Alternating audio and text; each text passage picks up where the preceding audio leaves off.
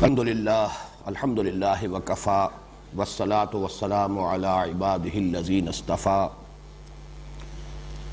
خصوصاً علی افضلہم وخاتم النبیین محمد الامین وعلی آلہ وصحبہ اجمعین اما بعد فاعوذ باللہ من الشیطان الرجیم بسم اللہ الرحمن الرحیم الحمدللہ رب العالمین الرحمن الرحیم مالک یوم الدین ایاک نعبد و ایاک نستعین اہدنا الصراط المستقیم صراط الذین انعمت علیہم غیر المغضوب علیہم ولا الضالین آمین رب اشرح لی صدری ویسر لی امری واحلل عقدۃ من لسانی یفقہوا قولی اللہم ربنا الہمنا رشدنا واعذنا من شرور انفسنا اللہم ارنا الحق حقا وارزقنا اتباعہ وارنا الباطل باطلا وارزقنا اجتنابہ اللہم ارحمنا بالقرآن العظیم واجعلہ لنا اماما ونورا وہدا ورحمہ اللہم ذکرنا منہ ما نسینا وعلمنا منہ ما جہلنا وارزقنا تلاوتہ آناء اللیل وآناء النہار واجعلہ لنا حجتا یا رب العالمین آمین۔ آج ہم اللہ کے نام سے سلسلے وار درس قرآن کے دور ثانی کا آغاز کر رہے ہیں، اسی لیے میں نے ابھی سورہ فاتحہ کی تلاوت کی ہے، لیکن اس سے قبل کہ میں سورہ فاتحہ کے مضامین کا تجزیہ اور اس کے مفہوم اور معانی پر بات کروں، میں ایک ذاتی وضاحت اور اپنی حیثیت کا تعین آپ حضرات کے سامنے کر دینا چاہتا ہوں۔ ایک جملے میں وہ وضاحت یہ ہے کہ میری حیثیت ہرگز مفسر کی نہیں ہے، بلکہ صرف مبلغ کی ہے۔ اس ضمن میں علامہ اقبال کا وہ مصرع بھی آپ چاہیں تو ذہن میں تازہ کر لیں کہ میں نہ عارف نہ مجدد نہ محدث نہ فقیہ، اگرچہ ان الفاظ میں مفسر کا لفظ شامل نہیں ہے، لیکن بہرحال میں اسی کے حوالے سے عرض کر رہا ہوں کہ میرا دعویٰ ہرگز یہ نہیں ہے کہ میں مفسر ہوں، بلکہ میری حیثیت اصلاً ایک طالب علم قرآن کی ہے اور اس کے مبلغ کی ہے۔ تین اعترافات یہاں بالکل صراحت کے ساتھ وضاحت کے ساتھ کر دینا چاہتا ہوں۔ میں نے نہ علوم عربی کی باضابطہ تحصیل کی ہے، یعنی لغت، نحو، صرف، معانی، بیان، صنائع و بدائع اور ادب جاہلی کا میں باضابطہ طالب علم نہیں رہا۔ اسی طرح میں نے منطق اور فلسفے کی بھی کوئی باضابطہ تحصیل نہیں کی۔ اسی طرح جو علوم دینیہ مشہور ہیں ہمارے ہاں، علم تفسیر، علم حدیث، فقہ، اصول حدیث، پھر یہ کہ علم کلام، میں ان کا بھی باضابطہ اور باقاعدہ طالب علم کبھی نہیں رہا۔ جیسا کہ میں نے عرض کیا، میں اصلاً قرآن حکیم کا طالب علم ہوں، البتہ چونکہ نبی اکرم صلی اللہ علیہ وسلم کا یہ حکم میرے پیش نظر رہا کہ بلغوا عنی ولو آیۃ، پہنچاؤ میری جانب سے خواہ ایک ہی آیت۔ اس حکم میں جو عموم ہے اور جو شدت ہے، در حقیقت وہی چیز ہے کہ جو اس جرات یا جسارت کی بنیاد بنی کہ جتنا کچھ علم اور فہم حاصل ہوتا گیا اپنے مطالعہ اور تعلم قرآن کے دوران، میں نے یہ سمجھا کہ مجھ پر یہ ذمہ داری ہے، فرض ہے کہ میں اسے دوسروں تک بھی اپنی امکانی حد تک پہنچانے کی سعی کروں۔ چنانچہ میری جو بھی کاوش ہے، جو محنت ہے، جو سعی و جہد ہے، وہ در حقیقت اسی فرمان نبوی کی تمثیل امر میں ہے۔ اس ضمن میں بعض کچھ تاریخی واقعات اور حقائق بھی میں ریکارڈ پر لے آنا چاہتا ہوں۔ سن 66 میں جب میں نے یہاں لاہور میں، سن 65 کے اواخر میں یہاں منتقل ہو گیا تھا، لیکن یہ کہ اصلاً دروس قرآن کے جو حلقے میں نے قائم کیے وہ سن 66 سے، لیکن بہت سے میرے ساتھیوں کے علم میں ہوگا کہ میں نے اس کے لیے درس قرآن کا لفظ بھی استعمال نہیں کیا تھا، بلکہ کافی طویل عرصے تک میں نے اس کے لیے عنوان اختیار کیا تھا حلقہ ہائے مطالعہ قرآن۔ وہ مختلف مقامات پر اس شہر کی مختلف آبادیوں میں وہ حلقے قائم تھے، اگرچہ بعد میں نے پھر لفظ درس قرآن اختیار کر لیا، اور اس کی دو وجوہات ہیں۔ ایک تو یہ کہ حلقہ ہائے مطالعہ قرآن یہ ایک طویل عبارت بنتی ہے، بڑی طویل ترکیب بنتی ہے، پھر عام فہم نہیں ہے۔ ثانیاً یہ کہ مطالعہ قرآن کا حلقہ تو اصل میں ایسا ہونا چاہیے جس میں باہم مذاکرہ ہو، آپس میں گفتگو ہو، مبادلہ خیالات ہو، کچھ سمجھیں کچھ سمجھائیں۔ یہ انداز چونکہ نہیں ہوتا، یہ تو یک طرفہ ایک بیان ہے، لہذا اس کے لیے وہ لفظ موضوع نہیں تھا، مجبوراً میں نے کچھ عرصے کے بعد درس قرآن کی اصطلاح استعمال کر لی۔ اس کے علاوہ اس عرصے کے دوران بہت سے حضرات نے مجھ سے یہ نہ صرف سوال کیا کہ کیا آپ نے کوئی تفسیر لکھی ہے، بلکہ بہت اصرار کے ساتھ یہ فرمائش کی کہ آپ تفسیر ضرور لکھیے۔ جو بھی متاثر ہوا، جس نے بھی سمجھا کہ درس قرآن کا یہ اسلوب جو ہے یہ اس زمانے کے تقاضوں کو پورا کرتا ہے اور ذہنوں کو اس سے آسودگی اور اطمینان حاصل ہوتا ہے، تو خواہش ظاہر کی انہوں نے فطری طور پر کہ آپ تفسیر لکھیں۔ میرا جواب ہمیشہ یہ رہا کہ نمبر ایک میں اس کا اہل نہیں، میرا یہ مقام نہیں، میں مفسر نہیں، اور نمبر دو یہ کہ تفسیریں بہت ہیں، میرے نزدیک اس دور کے بھی تقاضے پورے ہو گئے ہیں، لوگوں نے جو کام کیا ہے وہ کفایت کرتا ہے۔ میری جو کاوش ہے اور میری جو محنت ہے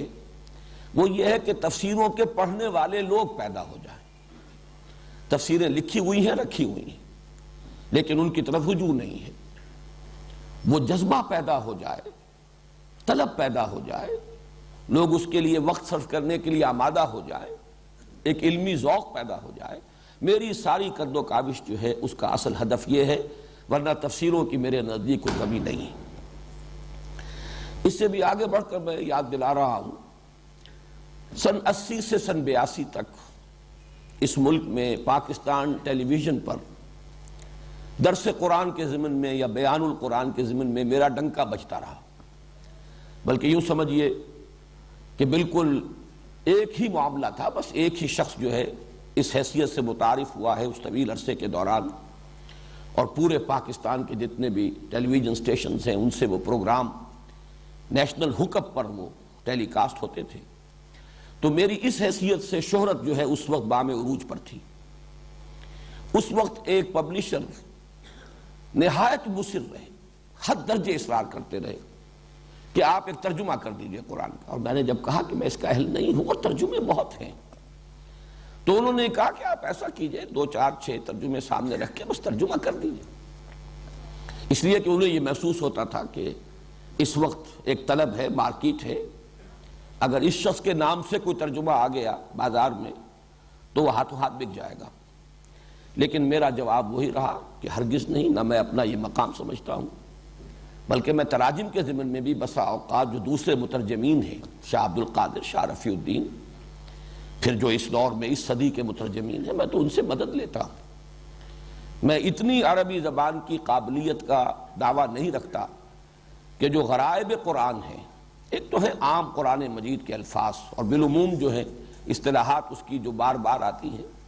اس کا تو الحمدللہ پورا فہم مجھے حاصل ہے، لیکن بہت سے مقامات آتے ہیں جہاں تحقیق کی ضرورت ہوتی ہے، تو اس مقام پر میں خود محتاج اپنے آپ کو پاتا ہوں کہ میں انہی مترجمین کے ترجموں سے مدد حاصل کرتا ہوں۔ اسی ضمن میں ایک بات اور بھی عرض کر دوں کہ میں نے جب قرآن اکیڈمی قائم کی، پھر قرآن کالج، جس کے سر پر یہ تاج جو ہے قرآن آڈیٹوریم کا رکھا گیا ہے، میں نے اس کے ضمن میں بارہا یہ بیان کیا ہے اپنی گفتگوؤں میں، تقریروں میں، اکیڈمی میں جب ہمارے کورسز چلتے تھے، یا یہاں قرآن کالج میں اب 1 ایئر کورس ہے، یا طلبہ ہیں اس کالج کے، تو میں ان کے سامنے 6 اصطلاحات ہمیشہ رکھتا رہا ہوں کہ ہمارا ہدف کیا ہے، ہم کیسے لوگ چاہتے ہیں کہ اس اکیڈمی سے اور اس قرآن کالج سے پیدا ہوں۔ تو اس میں اوپر سے نیچے تک ایک بڑا سپیکٹرم ہے کہ ہمارا سب سے اونچا ہدف، اعلیٰ ہدف تو یہ ہے کہ تخلیق کی صلاحیت رکھنے والے، کریٹیو ورک، وہ یہاں سے پیدا ہو، جو ایک نیا علم وجود میں لا سکے، یا یوں کہیے کہ علم کو مسلمان کر سکے، ایک نئی علم نفسیات، ایک نیا علم اقتصادیات، ایک نیا فلسفہ، ایک نیا علم اخلاقیات، یہ جو سوشل سائنسز میں اور جو اس وقت کی ہماری اصل جو گمراہی کے میدان ہے نوع انسانی کے، اس میں نئے علوم کو پیدا کرنا، اس کے لیے کریٹیو صلاحیت اور کریٹیو جینیس کے لوگ درکار ہیں۔ اور ظاہر بات ہے کہ وہ شاذ ہوتے ہیں، لیکن یہ کہ ہمیں اپنے ہدف میں ٹاپ پر اسی کو رکھنا ہے، یہ ہمارا سب سے اونچا مقصد ہے۔ اس سے ذرا نیچے اتریے تو محقق، تحقیقی کام، ریسرچ ورک، یہ دوسرے درجے کی شے ہے۔ تخلیقی کام کا تعلق مستقبل سے ہوتا ہے، آئندہ کے لیے کوئی نئی شے پیدا کرنا، نئی شے بنانا، نئے راستے کھولنا۔ تحقیق کا کام ہوتا ہے ماضی سے متعلق، گہرائی میں آدمی اترے، مطالعہ کرے، لائبریریوں کو چھانے، اور یہ کہ ریسرچ ورک کرے، یہ دوسرے درجے کا کام ہے۔ تیسرے درجے کا کام، یہ میں مدرس، تدریس کا کام، جو علم ہے اسے پڑھانا، اور ظاہر بات اس کے لیے بھی بڑی مہارت چاہیے، نہ صرف تدریسی مہارت چاہیے، خود علم میں پختگی، رسوخ فی العلم نہ ہو تو آدمی پڑھا نہیں سکتا۔ واعظ کہہ سکتا ہے، عام تقریر کر سکتا ہے، لیکن کلاس روم ٹیچنگ جسے کہا جائے، جہاں وہ لوگ بیٹھے ہوئے ہوں کہ جو خود درجہ بدرجہ ترقی کرتے ہوئے ایک خاص سطح تک آ گئے ہوں، جن کا اپنا ایک ذہنی معیار ہو، ان کو مطمئن کرنا، یہ جو تدریس ہے، اسی کے ساتھ میں جوڑ رہا ہوں لفظ تفسیر کو۔ قرآن کے حوالے سے تدریس کسی بھی شے کی ہو سکتی ہے، قرآن کے حوالے سے یہی تفسیر ہے، لکھی جائے گی تو وہ کتابی شکل میں تفسیر بن جائے گی، اور اگر بیٹھ کر کلاس روم میں پڑھائی جائے گی تو وہ گویا کہ ایک تدریس کی شکل اختیار کر لے گی۔ یہ تیسرا درجہ ہے۔ چوتھا درجہ ہے تبلیغ۔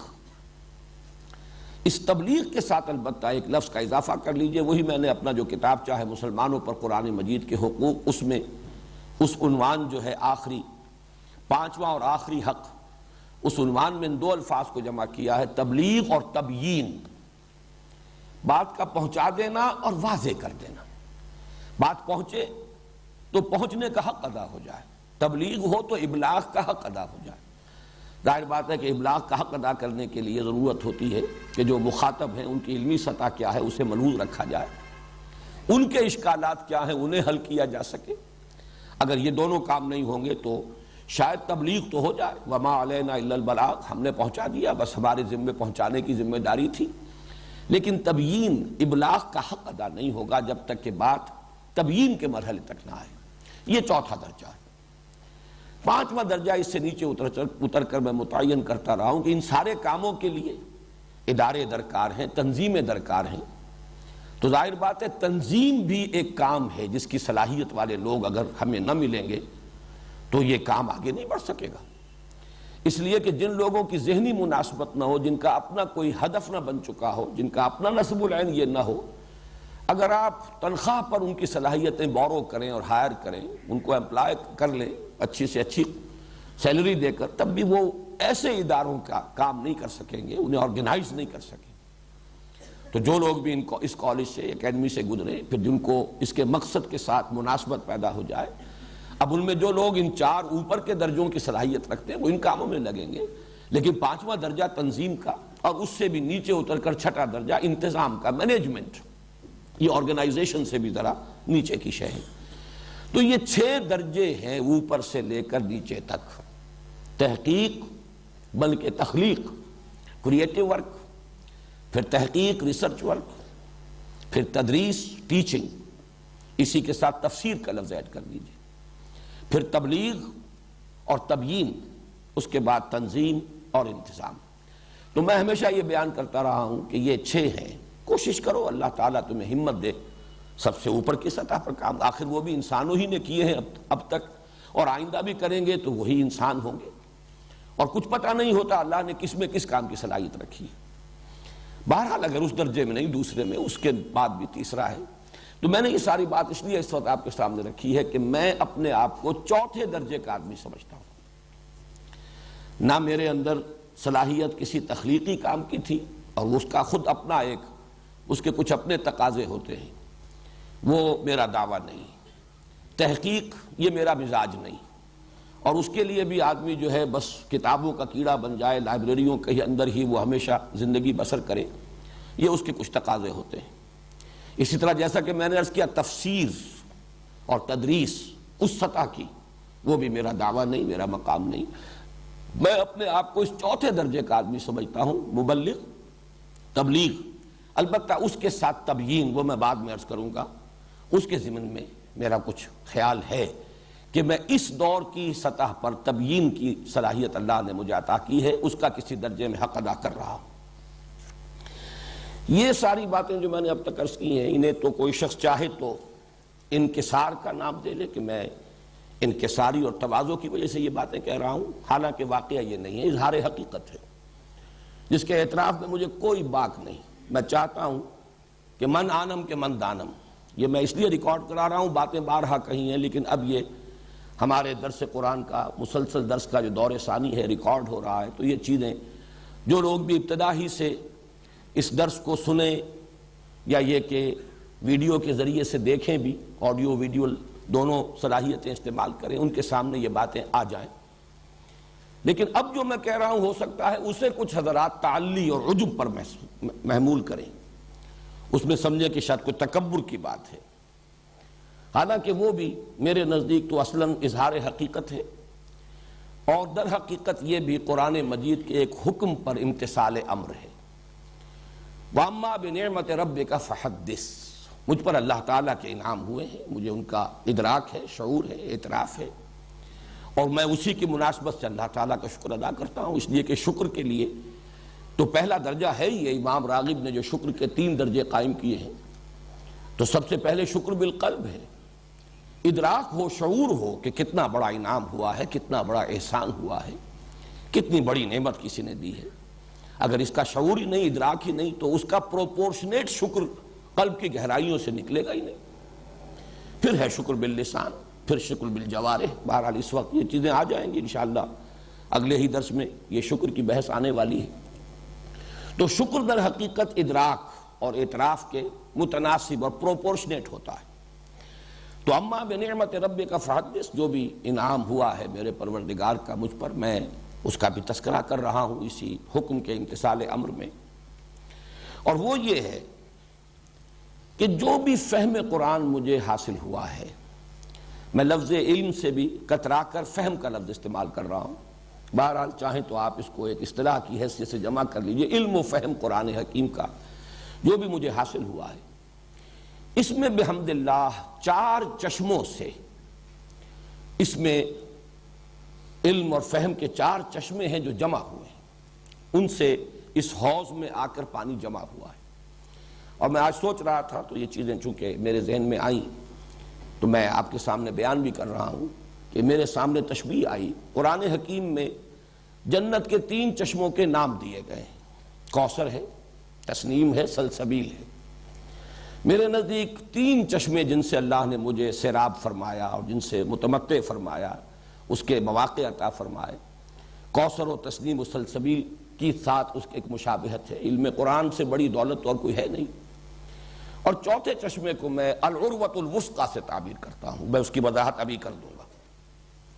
اس اعتبار سے میرے فہم قرآن میں جو جامعیت پیدا ہوئی ہے،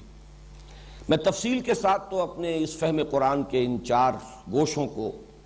یا اپنے فکر قرآنی کی 4 سورسز کو، یا میں نے یہ لفظ استعمال کیا ہے اپنے اس کتاب میں دعوت رجوع القرآن کا منظر اور پس منظر، یہ ڈائمنشنز ہیں، میری سوچ، میرے فکر، میرے فہم کی 4 ڈائمنشنز ہیں۔ تو میں تفصیل سے لکھ چکا ہوں اس کتاب کے اندر، ان سب کی وضاحت کے ساتھ میں بیان کر چکا ہوں کہ کس گوشے سے مجھے کیا کچھ حاصل ہوا ہے۔ پھر چونکہ کتابوں کے پڑھنے کا اتنا رواج رہا نہیں ہے آج کل، اور اب اختصار کے ساتھ یہ باتیں جب میں ریکارڈ کرا رہا ہوں تو یہ باتیں بھی میں آپ کے سامنے بیان کر رہا ہوں۔ تفصیل جن کو درکار ہو وہ میری اس کتاب کا مطالعہ کریں۔ یہ چار گوشے یا چار ڈائمنشنز یا چار سوتے یا چار چشمے جو جمع ہوئے ہیں میرے ہاں، ان میں سے سب سے پہلا ہے جس کے لیے عنوان ہے حرکت اور جہاد، تحریک، حرکت، انقلابی جذبہ، دعوت اور دعوت سے آگے بڑھ کر انقلاب۔ اس کے لیے میرے سورسز، اور یہ ذرا نوٹ کر لیجئے، یہ میری اپنی صنعت لفظی نہیں ہے، میں کوئی ادیب آدمی نہیں ہوں، لیکن یہ کہ یہ اللہ تعالیٰ کی طرف سے ہے کہ یہ تثنیہ کے صیغے کو جمع کر دیا اللہ نے میرے لیے، میرے ان چار چشموں کے عنوانات کے دیے۔ ابوین، یہ میرے دو باپ ہیں، اس لیے کہ وہ دو حضرات جو ہیں ان دونوں کے نام ابو سے ہیں، ابو الاعلیٰ اور ابو الکلام، یہ ابوین ہیں میرے اس فکر، میری سوچ کے۔ یہ یوں کہیے کہ عام اصطلاح میں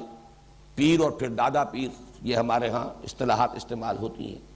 میرے فہم قرآن کے اندر سب سے بڑا حصہ اسی کا ہے۔ سب سے بڑا اس لیے کہہ رہا ہوں کہ میری زندگی جس رخ پر بھی اب تک گزری ہے، اور اب تو اصل تو گزر ہی چکی ہے، اب تو یوں سمجھئے کہ بہت تھوڑا سا حصہ باقی ہے، والعصر والی بات ہے، دن گزر چکا، یہ تو عصر کا وقت ہے۔ اس اعتبار سے جس کام میں میری زندگی گزری ہے اس میں میری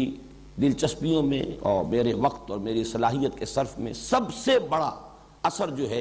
وہ انہی دو حضرات کا ہے۔ ظاہر بات ہے ان میں اولین جو تعلق قائم ہوا وہ مولانا مودودی سے، ابو الاعلیٰ مودودی۔ البتہ یہ کہ یہ بات مجھ پر ابتدا ہی میں منکشف ہو گئی تھی کہ اس کا نقطہ آغاز در حقیقت مولانا ابو الکلام آزاد ہے۔ میں اس اعتبار سے کہہ رہا ہوں کہ سب سے زیادہ مجھ پر اسی کی چھاپ ہے کہ وہ حرکت اور جہاد ابو الکلام نے حزب اللہ بنائی تھی 1913 میں، مولانا مودودی نے جماعت اسلامی کی تاسیس کی 1941 میں۔ دونوں کے ہدف ایک ہی مقصد، اور میں نے بھی پھر الحمدللہ کہ اگرچہ میں جماعت اسلامی سے مایوس ہوا کہ وہ سیاست کی بھول بھلیوں میں گم ہو گئی ہے، اس اصل مقصد کو ترک کر چکی ہے، لیکن بہرحال میں نے اسی تسلسل کو برقرار رکھنے کے لیے تنظیم اسلامی قائم کی،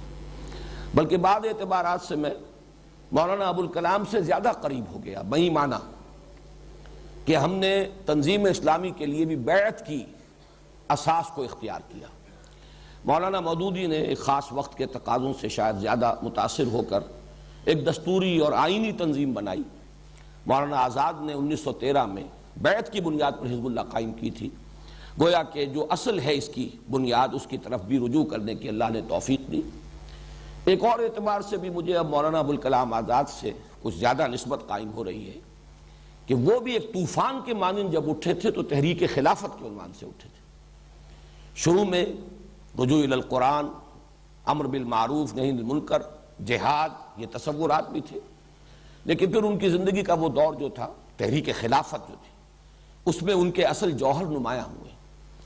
ان کی تصنیف و تالیف یا تحریر کے جوہر تو زیادہ نمایاں ہوئے تھے الہلال اور البلاغ کے ذریعے سے، لیکن ان کی خطابت کی صلاحیت اور ان کے اندر جو جوش عمل بھرا ہوا تھا وہ تحریک خلافت میں ظاہر ہوا۔ بہرحال میرے اس فہم قرآن کا سب سے پہلا سورس میرے دو ابوین سید ابو الاعلیٰ مودودی اور مولانا ابو الکلام آزاد۔ دوسرا تعمق، گہرائی اور نظم قرآن کے سلسلے میں، یہ ایک دوسرا بالکل گوشہ ہے۔ میں اس گہرائی کے لیے کبھی کبھی مثال دیا کرتا ہوں کہ ایک ہے ٹیلیسکوپک ویو لیتا ہے کوئی شخص تو آپ کو معلوم ہے کہ کروڑ میل کا وہ مشاہدہ کر رہا ہوتا ہے، اس کا جو اس وقت رینج ہوتا ہے مشاہدے کا کروڑوں میل۔ ایک مائکروسکوپ پر ایک نقطے کے اوپر فوکس کر کے جب مائکروسکوپ جو ہے وہ وہاں پر جما دی جاتی ہے، اس کا لینس فوکس کر دیا جاتا ہے تو پھر اسے اس کے اندر جو بھی عجائب و غرائب ہیں وہ نظر آتے ہیں۔ تو قرآن کا بھی ایک انداز یہ ہے کہ اس کا ایک برڈز آئی ویو، اس کا ایک جنرل ورلڈ ویو، اور پھر اس کے لیے بھی برڈز آئی ویو، ایک یہ انداز ہے، اور یہ بھی ضروری ہے، ورنہ ہو سکتا ہے کہ ایک آدمی بڑی باریکیوں ہی کے اندر الجھ کر رہ جائے اور بڑی بڑی حقیقتیں اس کی نگاہ سے اوجھل ہو جائیں،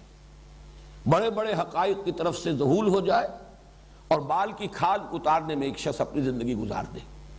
تو الحمدللہ کہ جہاں پہلی سورس میں وہ ایک وسعت ہے، وسعت اور حرکت، یہ دوسری سورس تعمق، گہرائی، فوکس کرنا، اور اسی میں پھر نظم قرآن کے جو بہت سے پہلو ہیں وہ نمایاں ہوئے ہیں۔ یہاں بھی ہی این، یہ لفظ میں خود وضع کر رہا ہوں اس لیے کہ مولانا اصلاحی اور مولانا فراحی یہ دو اسی نام کی مشابہت سے، جیسے ابو کے مناسبت سے میں نے ابوین کہا ہے، تو یہ ہی این یہ میری دوسری سورس ہے، نظم قرآن، اور اس کے اعتبار سے قرآن مجید کے علم و فہم کی جو ڈائمنشن ہے جو سامنے آتی ہے۔ تیسرا ہے فکر جدید کے حوالے سے، اور فکر جدید کے حوالے سے دو کام ہیں جو اصل میں کرنے کے ہیں، اور ان میں جو بھی مجھے حاصل ہوا ہے وہ بھی دو شخصیتوں کا میں ابھی نام لوں گا، وہ دکترین ہیں، میں عربی تلفظ استعمال کر رہا ہوں، دکترین، دو ڈاکٹرز ہیں، لیکن یہ کہ وہ فکر جدید کے حوالے سے کرنے کا کام کیا ہے؟ ایک تو یہ کہ قرآن کی روشنی میں فکر جدید کا تجزیہ، اس میں کیا صحیح ہے کیا غلط ہے، اس لیے کہ اس کو ٹوٹل ریجیکٹ کر دینا بھی یہ بھی محرومی ہے، اس لیے کہ اس میں یقیناً بہت سے موتی موجود ہیں، انسانی فکر کا ارتقاء ہوا ہے، انسانی علم کا ارتقاء ہوا ہے، جہاں سائنٹیفک ارتقاء ہوا ہے وہاں سوشل ایولیوشن کا پروسیس بھی جاری رہا ہے۔ ان چیزوں کو جب تک انکارپوریٹ نہیں کیا جائے گا اس وقت جس فکر کی ہم بنیاد ڈال رہے ہیں تو محرومی ہوگی، وہ ایسے ہی ہوگا جیسے کہ وقت کے تقاضے کو پورا کرنے سے قاصر رہے گا۔ اس اعتبار سے قرآن کی روشنی میں فکر جدید کا تجزیہ کہ اس میں صحیح کیا ہے غلط کیا ہے، حق کتنا ہے باطل کتنا ہے، اور پھر فکر جدید میں جو صحیح ہو حصہ اسے اس فہم قرآن میں انکارپوریٹ کرنا، شامل کرنا، ورنہ یہ کہ اس دور کی تبلیغ کا حق ادا نہیں، تبیین کا حق ادا نہیں ہو سکتا۔ صرف تبلیغ تو ہو جائے گی جیسا کہ میں نے پہلے عرض کیا تھا، اور آدمی یہ سمجھ لے گا ما علینا الا البلاغ، ہمارے ذمے تو بس پہنچانے کی ذمہ داری تھی، لیکن اگر آپ فکر جدید کا جو حصہ صحیح ہے اگر اس کو انکارپوریٹ نہیں کریں گے اپنے اس فہم قرآن میں تو پھر اس دور میں تبیین قرآن کا حق ادا نہیں ہوگا۔ ان دونوں پہلوؤں سے ڈاکٹر رفیع الدین اور ڈاکٹر اقبال، یہ دونوں بہت سے حضرات کے علم میں ہے، حکمت اقبال کے نام سے کتاب ان کی آج کل حکمت قرآن جو پرچہ ہمارا انجمن کا شائع ہو رہا ہے، تسلسل کے ساتھ کتاب شائع ہو رہی ہے، تو یہ ڈاکٹر رفیع الدین اور ان کی ایک کتاب بہت اہم ہے، قرآن اور علم جدید۔ لیکن یہ کہ یہ ساری چیزیں در حقیقت ڈاکٹر رفیع الدین کا بھی کہنا یہ ہے کہ اصل میں علامہ اقبال سے ماخوذ ہے، تو یہ ڈاکٹرین جو ہیں یہ میری تیسری سورس ہے۔ چوتھی سورس بھی کہہ لیجئے، لیکن یہ کہ میں ان تین کے لیے جو اب تک میں نے بیان کیے ہیں، میں نے چشموں کی تشبیہ اختیار کی ہے، کوثر و تسنیم و سلسبیل، لیکن چوتھے کو میں العروۃ الوثقی کہہ رہا ہوں۔ العروۃ الوثقی، عروہ کہتے ہیں کنڈے کو، وثقی بہت مضبوط کنڈا، جس کو آدمی تھام لے تو گویا کہ اسے سہارا مل گیا اور اس کے لیے تحفظ ہے، بچاؤ ہے، کہیں آدمی پھسلنے کا اندیشہ ہے تو کسی چیز پر ہاتھ ڈال لیتا ہے، کہیں گر رہا تھا اگر اونچائی سے درمیان میں کوئی کنڈا ہاتھ میں آ گیا اس کو پکڑ لیا، اسے لٹکا ہوا ہے تو اب اس کنڈے ہی میں اس کی جان ہے، اس لیے کہ یہ کنڈا اگر اپنی جگہ سے نکل گیا تو بھی نیچے گر جائے گا،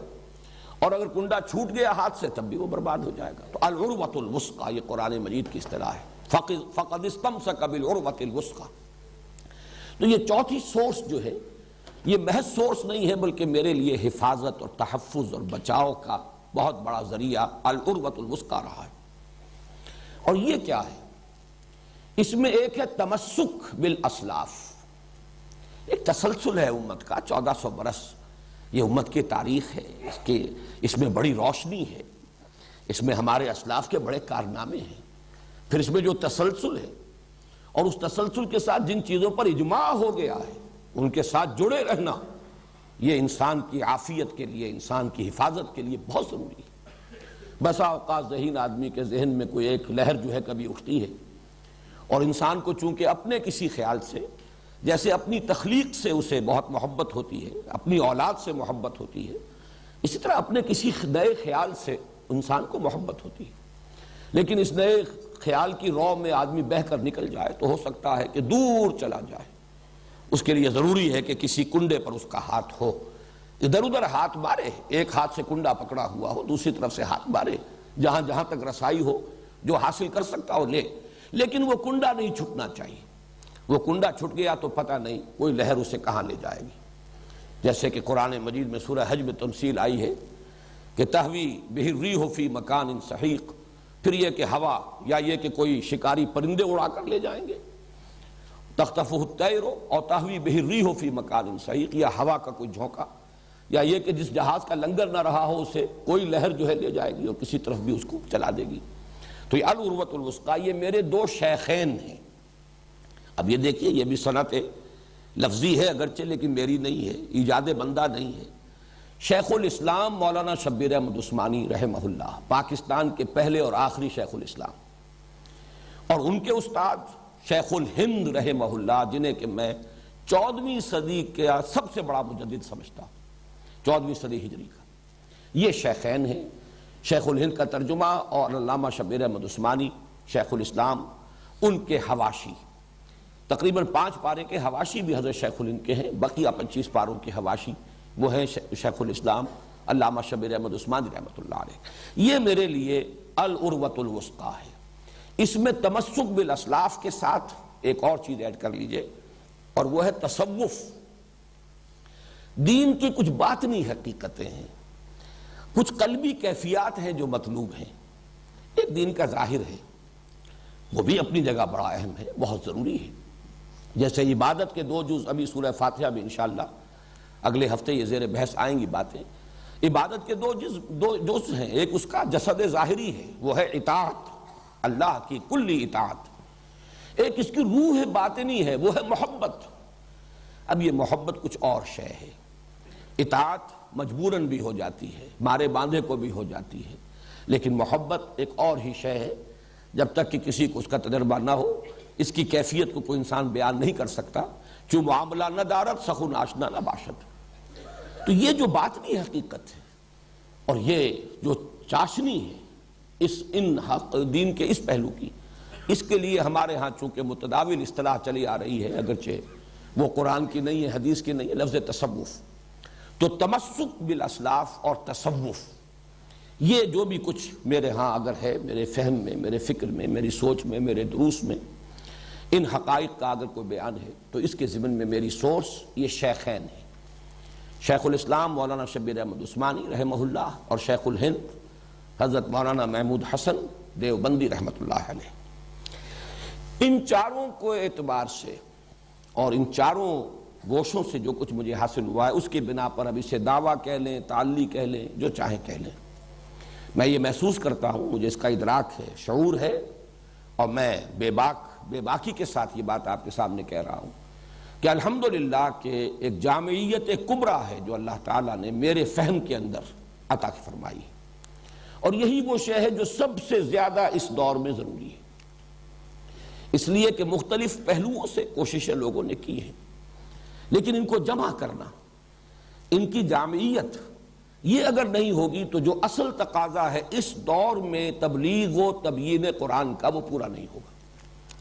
البتہ یہاں ایک وضاحت میں کرنا چاہتا ہوں، اس لیے کہ کچھ عرصہ ہوا ایک کتاب بھی چھپی ہے میری مجھ پر تنقید کے ضمن میں یا میری مخالفت کے لیے۔ ان کے مصنف نے ایک بہت بڑی زیادتی، بلکہ یہ کہ بڑی خیانت کا ارتکاب کیا میرے بارے میں۔ میں نے چونکہ ان چاروں سورسز کو ہمیشہ بیان کیا ہے، اور یہ بھی میں سمجھتا ہوں کہ شکر ہی کا تقاضا ہے۔ حضور نے فرمایا ہے من لم یشکر الناس لا یشکر اللہ، جو شخص انسانوں کا شکر ادا نہیں کرے گا وہ کبھی اللہ کا شکر بھی ادا نہیں کرے گا، کر سکتا ہی نہیں۔ اگر اس میں مادہ ہی نہیں شکر کا اور تشکر کا تو وہ سوتے خشک ہے، تو نہ بندوں کے حق میں کبھی شکر اس کے قلب سے ابھرے گا اور زبان سے ادا ہوگا، نہ اللہ کے لیے۔ اللہ کے لیے کر بھی رہا ہوگا تو ایک رسم ہے جو ادا ہو رہی ہے، شکر کا وہ اصل جذبہ جو ہے قلب کی گہرائیوں سے وہ چشمہ نہیں پھوٹے گا۔ اس لیے میں ان تمام حضرات کا جن کا ذکر میں نے کیا ہے،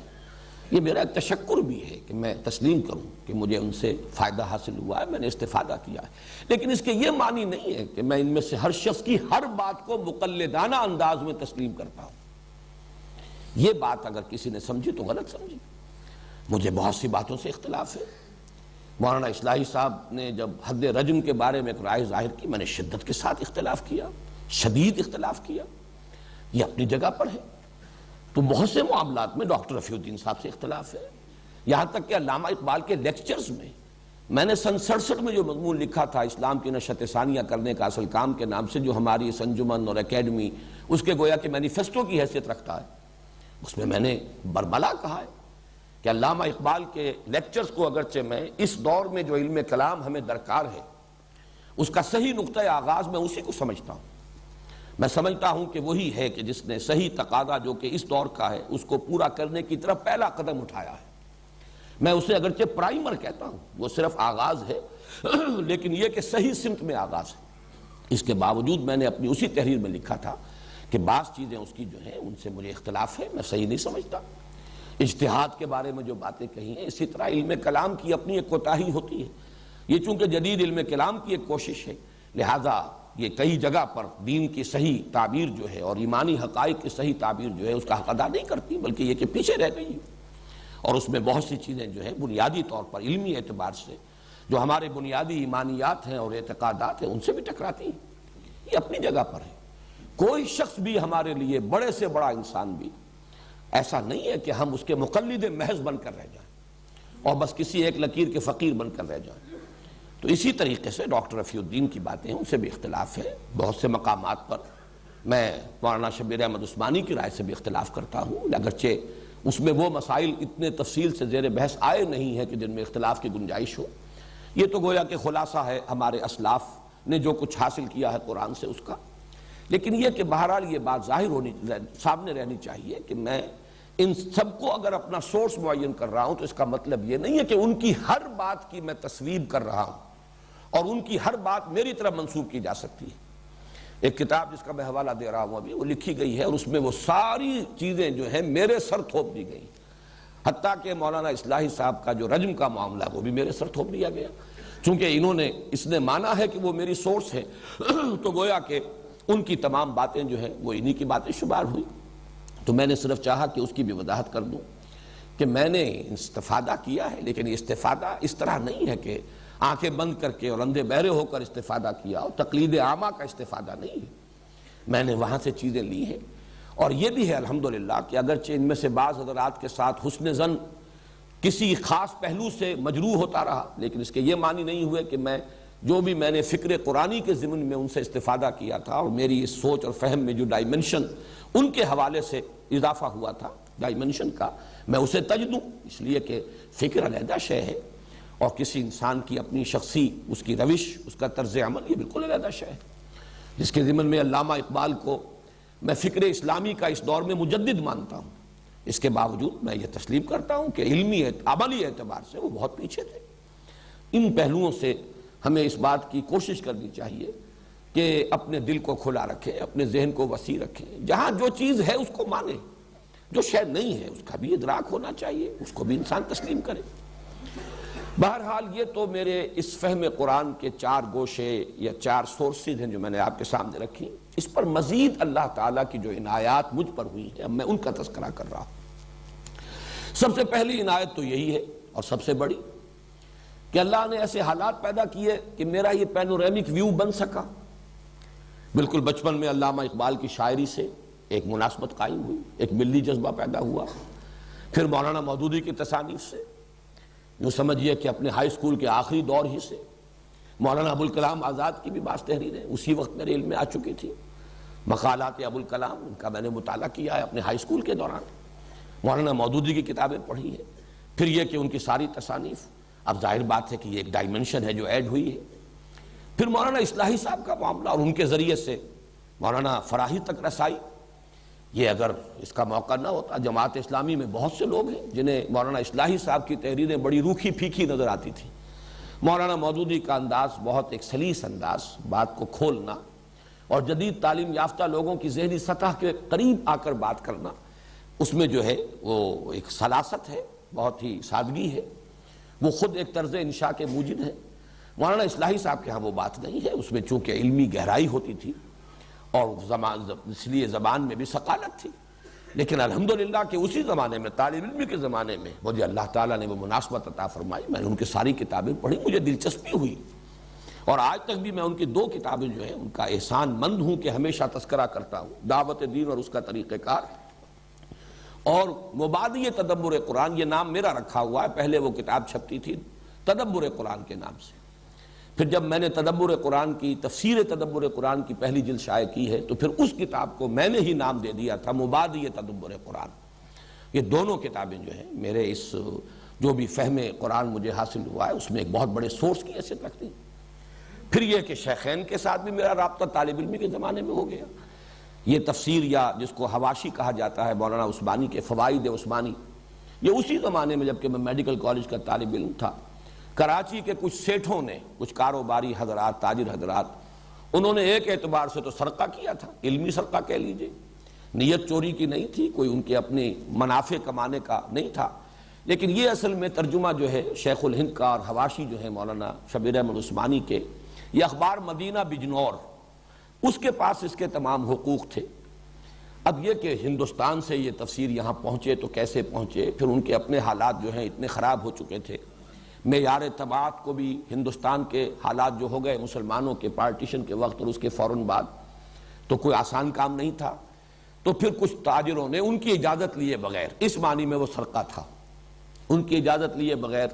اس تفسیر کی بڑی اعلیٰ کتابت کروائی اور اسے ہانگ کانگ سے طبع کرایا، بہت موٹے کاغذ پر بہت عمدہ طباعت کے ساتھ یہ آئی، اور انہوں نے اسے مفت تقسیم کیا تھا، اگرچہ بعد میں پھر وہ مختلف اداروں کو جب نسخے دے دیے گئے، 100 نسخے ان کو اور 200 ان کو، ان اداروں نے پھر اسے فروخت بھی کیا۔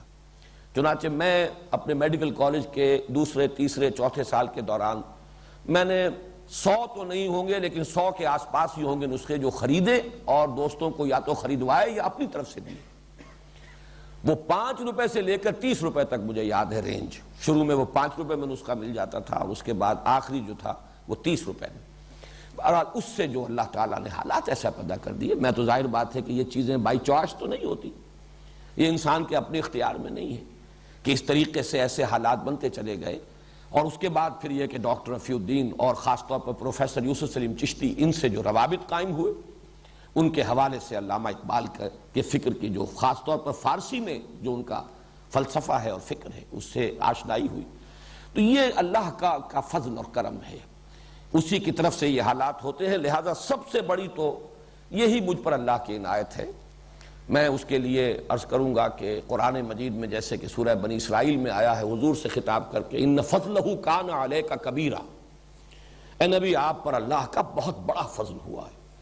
تو اس کا ایک عکس، چاہے وہ ادنا عکس ہے، میں سمجھتا ہوں کہ مجھ پر بھی اللہ تعالیٰ کا یہ کرم ہوا ہے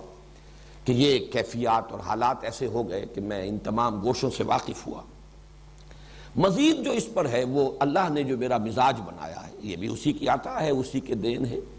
اس میں انسان خود اپنے مزاج کا بنانے والا نہیں ہے۔ اس میں 2 چیزیں جو ہیں، یہ بات میں شاید آج پہلی مرتبہ اتنی وضاحت سے عرض کر رہا ہوں کہ یہ بھی اس میں ایڈ ہو جائے، کہ ایک ذہن مجھے منطقی عطا کیا، میں نے منطق کبھی پڑھی نہیں ہے،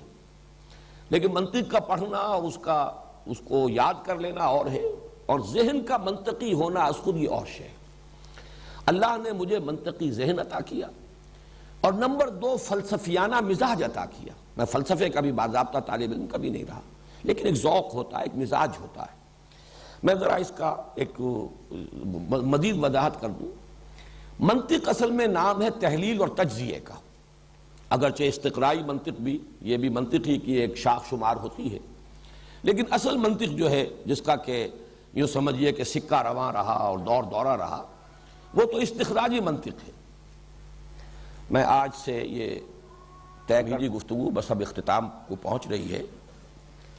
تو میں یہ عرض کر رہا تھا کہ اللہ تعالیٰ کی دین، اس کی عطا، اس کا جو فضل مجھ پر ہوا ہے کہ ذہن منطقی اور مزاج فلسفیانہ۔ مراد کیا ہے؟ منطق در حقیقت نام ہے تجزیے کا اور تحلیل کا، کسی چیز کا تجزیہ کر کے، اس کی تحلیل کر کے اس کے اجزاء کو سمجھنا،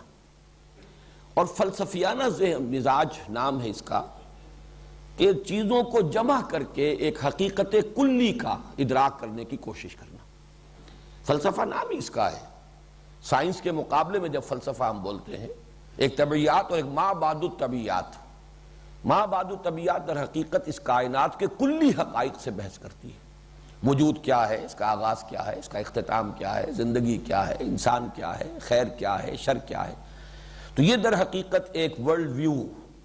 ایک جامع تصور جو ہے وہ آدمی مرتب کرتا ہے۔ تو جہاں منطق جو ہے وہ تحلیل اور تجزیے کا نام ہے، وہاں فلسفے میں تالیف اور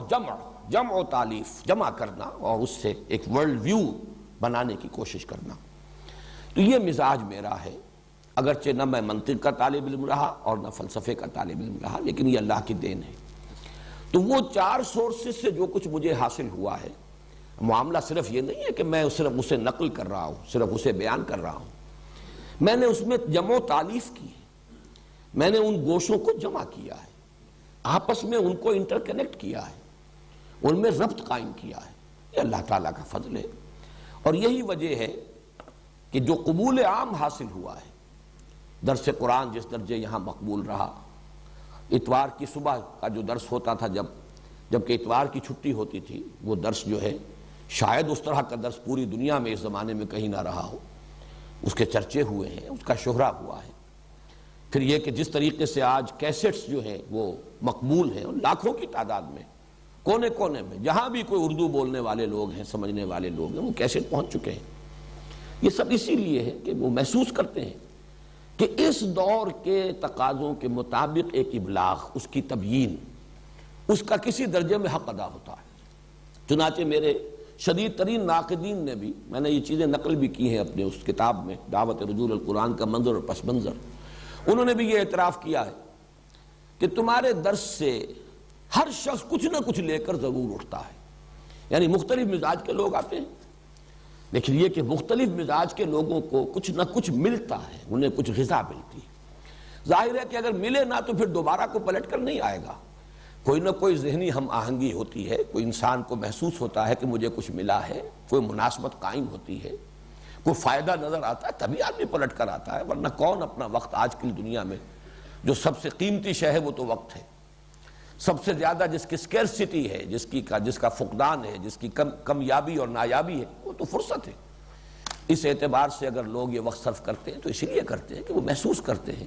کہ کچھ ملتا ہے، کچھ حاصل ہوتا ہے۔ ذالک فضل اللہ یؤتیہ من یشاء،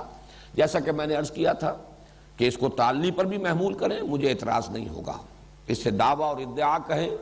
تو بھی میں آپ سے اس پہ الجھوں گا نہیں، لیکن میرے نزدیک جہاں وہ ایک حقیقت میں نے بیان کر دی کہ میں باضابطہ طالب علم نہیں رہا ہوں، نہ علوم عربی کا، نہ علوم دینیہ کا، نہ میں نے فلسفہ پڑھا، نہ میں نے منطق پڑھی، میں تو طالب علم رہا ہوں جیسا آپ کو معلوم ہے۔ ویسے ایم اے اسلامیات تو کر لیا تھا، لیکن میں سمجھتا ہوں کہ اس کا تو ذکر کرنا بھی در حقیقت اس پوری گفتگو میں اس کا بالکل غیر متعلق سی بات ہے، وہ کوئی کسی درجے میں بھی وہ کوئی حیثیت اس کی نہیں ہے، اگرچہ کراچی یونیورسٹی میں فرسٹ بھی آ گیا تھا، لیکن وہ تو میں نے بھاگتے دوڑتے ایسے ہی، صرف یہ کہ بغیر کچھ پڑھے لکھے، سوائے اس کے کہ فقہ کی ایک کتاب تو میں نے کچھ دن پڑھی ہے، لیکن باقی یہ کہ اس کے لیے کبھی کچھ پڑھنے لکھنے کا معاملہ نہیں ہوا۔ یہ چیزیں تو ہمارے ہاں علم اس درجے گر چکا ہے، علم کی سطح اتنی گر چکی ہے کہ یہ جو کچھ آج کل کی ڈگریاں ہیں ان کا میں تذکرہ بھی نہیں کرنا چاہتا، لیکن میری اصل تعلیم جو تھی وہ تو ظاہر بات ہے کہ کچھ سائنس کی تھی، کچھ پھر طب کی تھی۔ بہرحال یہ میں نے اپنے ایک ذاتی حیثیت کا تعین جو ہے میں نے ضروری سمجھا کہ اب جو ہم یہ درس قرآن سلسلے وار شروع کر رہے ہیں تو میں اس بات کو ریکارڈ پر لے آؤں۔ اب آئیے سورہ فاتحہ۔ سورہ فاتحہ کے ضمن میں بھی آج صرف ابتدائی تمہیدی مباحث پورے ہو سکیں گے،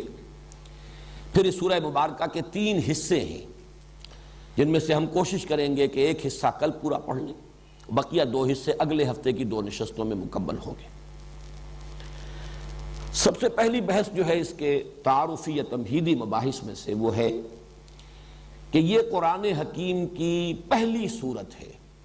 اور یہ پہلی صورت ہونا دونوں اعتبارات سے، مصحف کی پہلی صورت تو ہے ہی، سبھی جانتے ہیں، اسی اعتبار سے اس کا نام ہے الفاتحہ۔ فتح کہتے ہیں کھولنے کو، فتح یفتح کھولنا، مفتاح کہتے ہیں کنجی کو جس سے تالا کھل جائے، چابی۔ الفاتحہ کھولنے والی، یعنی دی اوپننگ سورہ آف دی قرآن۔ یہ انگریزی کا لفظ زیادہ اس کی مناسبت کو ظاہر کر رہا ہے، فاتحہ کی اوپننگ سورہ۔ تو یہ در حقیقت قرآن مجید کی، مصحف کی تو پہلی صورت ہے ہی،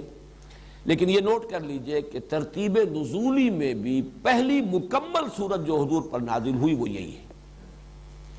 اگرچہ وہ ترتیب نزولی کا میں عرض کر چکا ہوں تمہیدی مباحث میں، تعارف قرآن میں، کہ پورے یقین اور جزم کے ساتھ اور حتمی طور پر کہنا تو بہت مشکل ہے، اختلافی آراء موجود ہیں، لیکن تقریباً اجماع ہے اس پر کہ سورہ فاتحہ سے قبل صرف متفرق آیات نازل ہوئی ہیں، جو سورہ علق کے آغاز میں ہیں 5 آیات بالاتفاق، جو سورہ نون کی شروع میں ہے، سورہ قلم بھی اس کا نام ہے، 7 آیات، سورہ مزمل کی ابتدائی 7 آیات، سورہ مدثر کی ابتدائی 7 آیات، اور پھر مکمل سورت جو پوری نازل ہوئی وہ یہ سورہ فاتحہ ہے، اور یہ بھی آپ کو معلوم ہے کہ 7 ہی آیات پر مشتمل ہے، اس پر اگرچہ گفتگو بعد میں ہوگی۔ تو پہلی سورت ہونا اس سورہ مبارکہ کا دونوں اعتبارات سے ہو گیا، ایک یہ کہ یہ مصحف کی پہلی سورت ہے، اور نمبر 2 یہ کہ سب سے پہلی مکمل سورت جو حضور صلی اللہ علیہ وسلم پر نازل ہوئی وہ سورہ فاتحہ ہے۔ دوسری بحث ہے اس کے نام، جیسا کہ میں نے اس سے پہلے بھی بیان کیا ہے، عربوں کا ایک خاص ذوق تھا نام رکھنا کثرت سے، جس چیز سے محبت ہو جائے اس کے بہت سے نام ہوں گے، اس کی ایک ایک ادا، اس کا ایک ایک وصف، اس کی ایک ایک صفت کے حوالے سے اس کے نام بناتے چلے جانا۔ چنانچہ اس سورہ مبارکہ کے بھی متعدد نام ہے، بلکہ متعدد کا لفظ تو ہلکا ہے۔ علامہ جلال الدین سیوطی نے 25 نام جو ہے الاتقان فی علوم القرآن میں جمع کیے، ان میں سے جو موٹے موٹے ہیں وہ میں آپ کو بتا دیتا ہوں۔ الفاتحہ کو تو اس کے اسم علم ہونے کی حیثیت حاصل ہے، اس کا نام اگر لیا جائے گا جو بالکل ایکسکلوسیو ہے وہ ہے سورۃ الفاتحہ، میں بیان کر چکا ہوں وہ اس اعتبار سے بھی کہ اوپننگ سورہ ہے قرآن مجید کی۔ اس کے بعد اس کی جامعیت کے اعتبار سے 2 نام بہت معروف ہیں اور مشہور ہیں، ام القرآن اور اساس القرآن۔ اساس بنیاد کو کہتے ہیں جس پر کوئی عمارت تعمیر ہو، جڑ کو کہتے ہیں، والدہ کے لیے بھی یہ لفظ اسی اعتبار سے آتا ہے، ولادت ہوتی ہے اولاد کی اسی سے، تو یہ کا لفظ جو ہے ام القرآن یعنی جڑ بنیاد جو ہے قرآن مجید کی وہ سورہ فاتحہ ہے۔ پھر ایک حدیث میں اس کے 2 الفاظ آئے ہیں، وہ حدیث ابھی ہم پڑھیں گے بھی، السبع المثانی اور القرآن العظیم، یہ خود اپنی جگہ پر ایک مکمل قرآن ہے، یعنی اس سورہ مبارکہ کی عظمت کو ظاہر کرنے کے لیے، اور چونکہ یہ الفاظ خود محمد رسول اللہ صلی اللہ علیہ وسلم نے استعمال فرمائے ہیں، ابھی ذرا ٹھہر جاؤ میں بعد میں کروں، تو السبع المثانی 7 دہرائی جانے والیاں، بار بار پڑھی جانے والیاں 7 آیات، اور القرآن العظیم یہ بھی اس کا ایک نام ہے، یہ خود اپنی جگہ ایک مکمل قرآن ہے اور عظمت والا قرآن ہے۔ پھر جو اس کے مضامین ہیں اور پھر اس کے جو مختلف اجزاء ہیں اس کے اعتبار سے سورۃ الحمد، سورۃ الشکر، سورۃ الصلاح، سورۃ السؤال، سورۃ المناجات، یہ مختلف نام ہیں۔ الکافیہ، الشافیہ اور الشفاء، الوافیہ، الراقیہ، راقیہ رقی کہتے ہیں جھاڑ پھونک کر یہ کچھ پڑھنے کو، یہ سورہ فاتحہ جو ہے یہ اس اعتبار سے بھی اس کو مسلسل پڑھ کر کئی بار اگر پھونکا جائے، یہ بھی چیزیں ہیں کہ جو ثابت ہیں اور ان کے اندر ہمارے اسلاف کا یہ تعامل رہا ہے۔ تو شافیہ شفا دینے والی، الشفا بھی اس کا نام ہے، سورۃ الشفا اور شافیہ۔ الکافیہ، یہ کافیہ بھی کفایت کرنے والی، یعنی یہ کہ مضامین قرآن اور اس کی حکمت اور فلسفے کو اپنے اندر سمو لینے والی اور اس کا احاطہ کرنے والی۔ الوافیہ، پورا کر دینے والی، یہ بھی اس کی جامعیت کے اعتبار سے۔ تو یہ ہیں چند نام جو میں نے آپ کو بتائے۔ ویسے علامہ جلال الدین سیوطی رحمہ اللہ نے 25 نام اس کے، اور انہوں نے لکھا بھی ہے کہ میں نے بڑی محنت سے جمع کیے، لیکن یہ کہ ان کی اہمیت نہیں ہے، یہ تو بس وہی ایک ذوق جو ہے عربوں کا کہ جس شے سے محبت ہو، جس کی عظمت کا نقش قلب پر ہو، پھر اس کے نام وہ متعدد اور کثرت کے ساتھ رکھنا، یہ ان کا ذوق ہے۔ تیسری بحث ہے فضیلت کی، اب وہ ذرا حدیث لگا دو یہاں۔ اس کے لیے حضرت ابو ہریرہ رضی اللہ تعالی عنہ سے ایک حدیث مروی ہے، اور یہ جامع ترمذی میں بھی موجود ہے۔ میں نہیں کہہ سکتا کہ آپ میں سے کتنے حضرات اس کو پڑھ سکیں گے، لیکن بہرحال جو بھی پڑھ سکتے ہو میں چاہتا ہوں کہ اس حدیث کو تو پورا لفظ بلفظ آپ لوگ پڑھ لیں۔ عن ابی ہریرہ ان رسول اللہ صلی اللہ علیہ وسلم قال لابی بن کعب، حضرت ابو ہریرہ سے مروی ہے کہ حضور صلی اللہ علیہ وسلم نے حضرت ابی بن کعب سے فرمایا۔ یہ ابی بن کعب جو ہے یہ انصاری صحابی ہیں، اور ان کا ایک خاص درجہ یہ ہے کہ حضور نے ان کے بارے میں بھی افعل التفضیل کا صیغہ استعمال کیا ہے، کہ یہ اقرؤہم ابی بن کعب، میرے صحابہ میں سب سے بڑا قاری، اور قاری جو ہے ظاہر بات ہے کہ اس وقت محض اس قرات کے معنی میں نہیں تھا جس معنی میں کہ آج کل ہم استعمال کرتے ہیں، عالم ہونا بھی اس کا لازم تھا معاملہ، اس لیے کہ ان کی اپنی زبان تھی، اس میں جو قرآن کا سب سے بڑا قاری تھا گویا کہ وہ قرآن کا سب سے بڑا عالم بھی تھا۔ یہ بعض صحابہ کے لیے افضل التفصیل کے صیغے آئے ہیں، جیسے کہ ارحم امتی بے امتی ابو بکر، اشدہم فی امر اللہ عمر، احیاہم یا اکثرہم حیاء عثمان، اقواہم علی، اعلمہم بالحلال والحرام معاذ بن جبل، اصدقہم لہجۃ ابو ذر۔ اسی طریقے سے نوٹ کر لیجئے کہ اقرؤہم ابی بن کعب رضی اللہ تعالی عنہ۔ تو ان سے حضور نے ایک سوال کیا، اتحب ان اعلمک سورۃ لم ینزل فی التوراۃ ولا فی الانجیل ولا فی الزبور ولا فی القرآن مثلھا، اے ابی کیا میں تمہیں وہ سورت نہ سکھاؤں جس کی مثل، جس کی نظیر نہ تورات میں نازل ہوئی، نہ زبور میں، نہ انجیل میں، نہ قرآن میں۔ مراد یہ ہے کہ قرآن میں بھی وہ منفرد ہے، اس کی عظمت والی صورت اور کوئی نہیں، اس کی سی عظمت والی صورت، یہ بے نظیر اور بے مثل صورت ہے، اس کی نظیر، اس کے مثل نہ قرآن میں، نہ تورات میں، نہ انجیل میں، نہ زبور۔ قال نعم یا رسول اللہ، تو حضرت ابی کا جواب کیا ہو سکتا تھا؟ حضور ضرور سنائیے، ضرور سمجھائیے، ضرور پڑھائیے، بتائیے مجھے وہ کون سی صورت ہے۔ فقال رسول اللہ صلی اللہ علیہ وسلم، تو ارشاد فرمایا رسول اللہ صلی اللہ علیہ وسلم نے، کیف تقرؤ فی الصلاۃ، ذرا سناؤ تو صحیح نماز کیسے پڑھتے ہو، کیا پڑھتے ہو نماز میں؟ قال فقرأ ام القرآن، انہوں نے کہا کہ انہوں نے پڑھا پھر سورہ ام القرآن۔ اب یہاں دیکھیے وہ لفظ آ گیا، سورہ فاتحہ، ام القرآن، انہوں نے تلاوت کی۔ نماز تو میں ایسے پڑھتا ہوں، نماز میں سورہ فاتحہ پڑھتا ہوں۔ فقال رسول اللہ صلی اللہ علیہ وسلم، تو حضور نے ارشاد فرمایا، والذی نفسی بیدہ، اس ہستی کی قسم ہے جس کے ہاتھ میں میری جان ہے، ما انزلت فی التوراۃ ولا فی الانجیل ولا فی الزبور ولا فی القرآن مثلھا، اس صورت کے نظیر اور اس کے مثل نہ تورات میں، نہ انجیل میں، نہ قرآن میں، نہ زبور میں کبھی نازل نہیں ہوئی، بے مثل اور بے نظیر صورت ہے۔ وَإِنَّهَا سَبْعٌ مِّنَ الْمَثَانِي، یہی ہے سبع من المثانی، والقرآن العظیم، اور یہی ہے القرآن العظیم، عظمت والا قرآن، الذی اعطیتہ، جو کہ مجھے عطا کیا گیا ہے۔ رواہ الترمذی، یہ جامع ترمذی کی روایت ہے۔ یہ جو دو الفاظ ہے سبع من المثانی اور قرآن عظیم، یہ در حقیقت سورہ ہجر کی آیت میں وارد ہوئے، چنانچہ وہاں مضمون جو ہے آخری حصے میں سورہ ہجر کے وہ یہ ہے کہ اے نبی، جو کچھ لوگ آپ کو کہہ رہے ہیں، کوئی مجنون کہہ رہا ہے، کوئی اور کچھ کہہ رہا ہے، آپ اس پر ملول اور غمگین نہ ہوں۔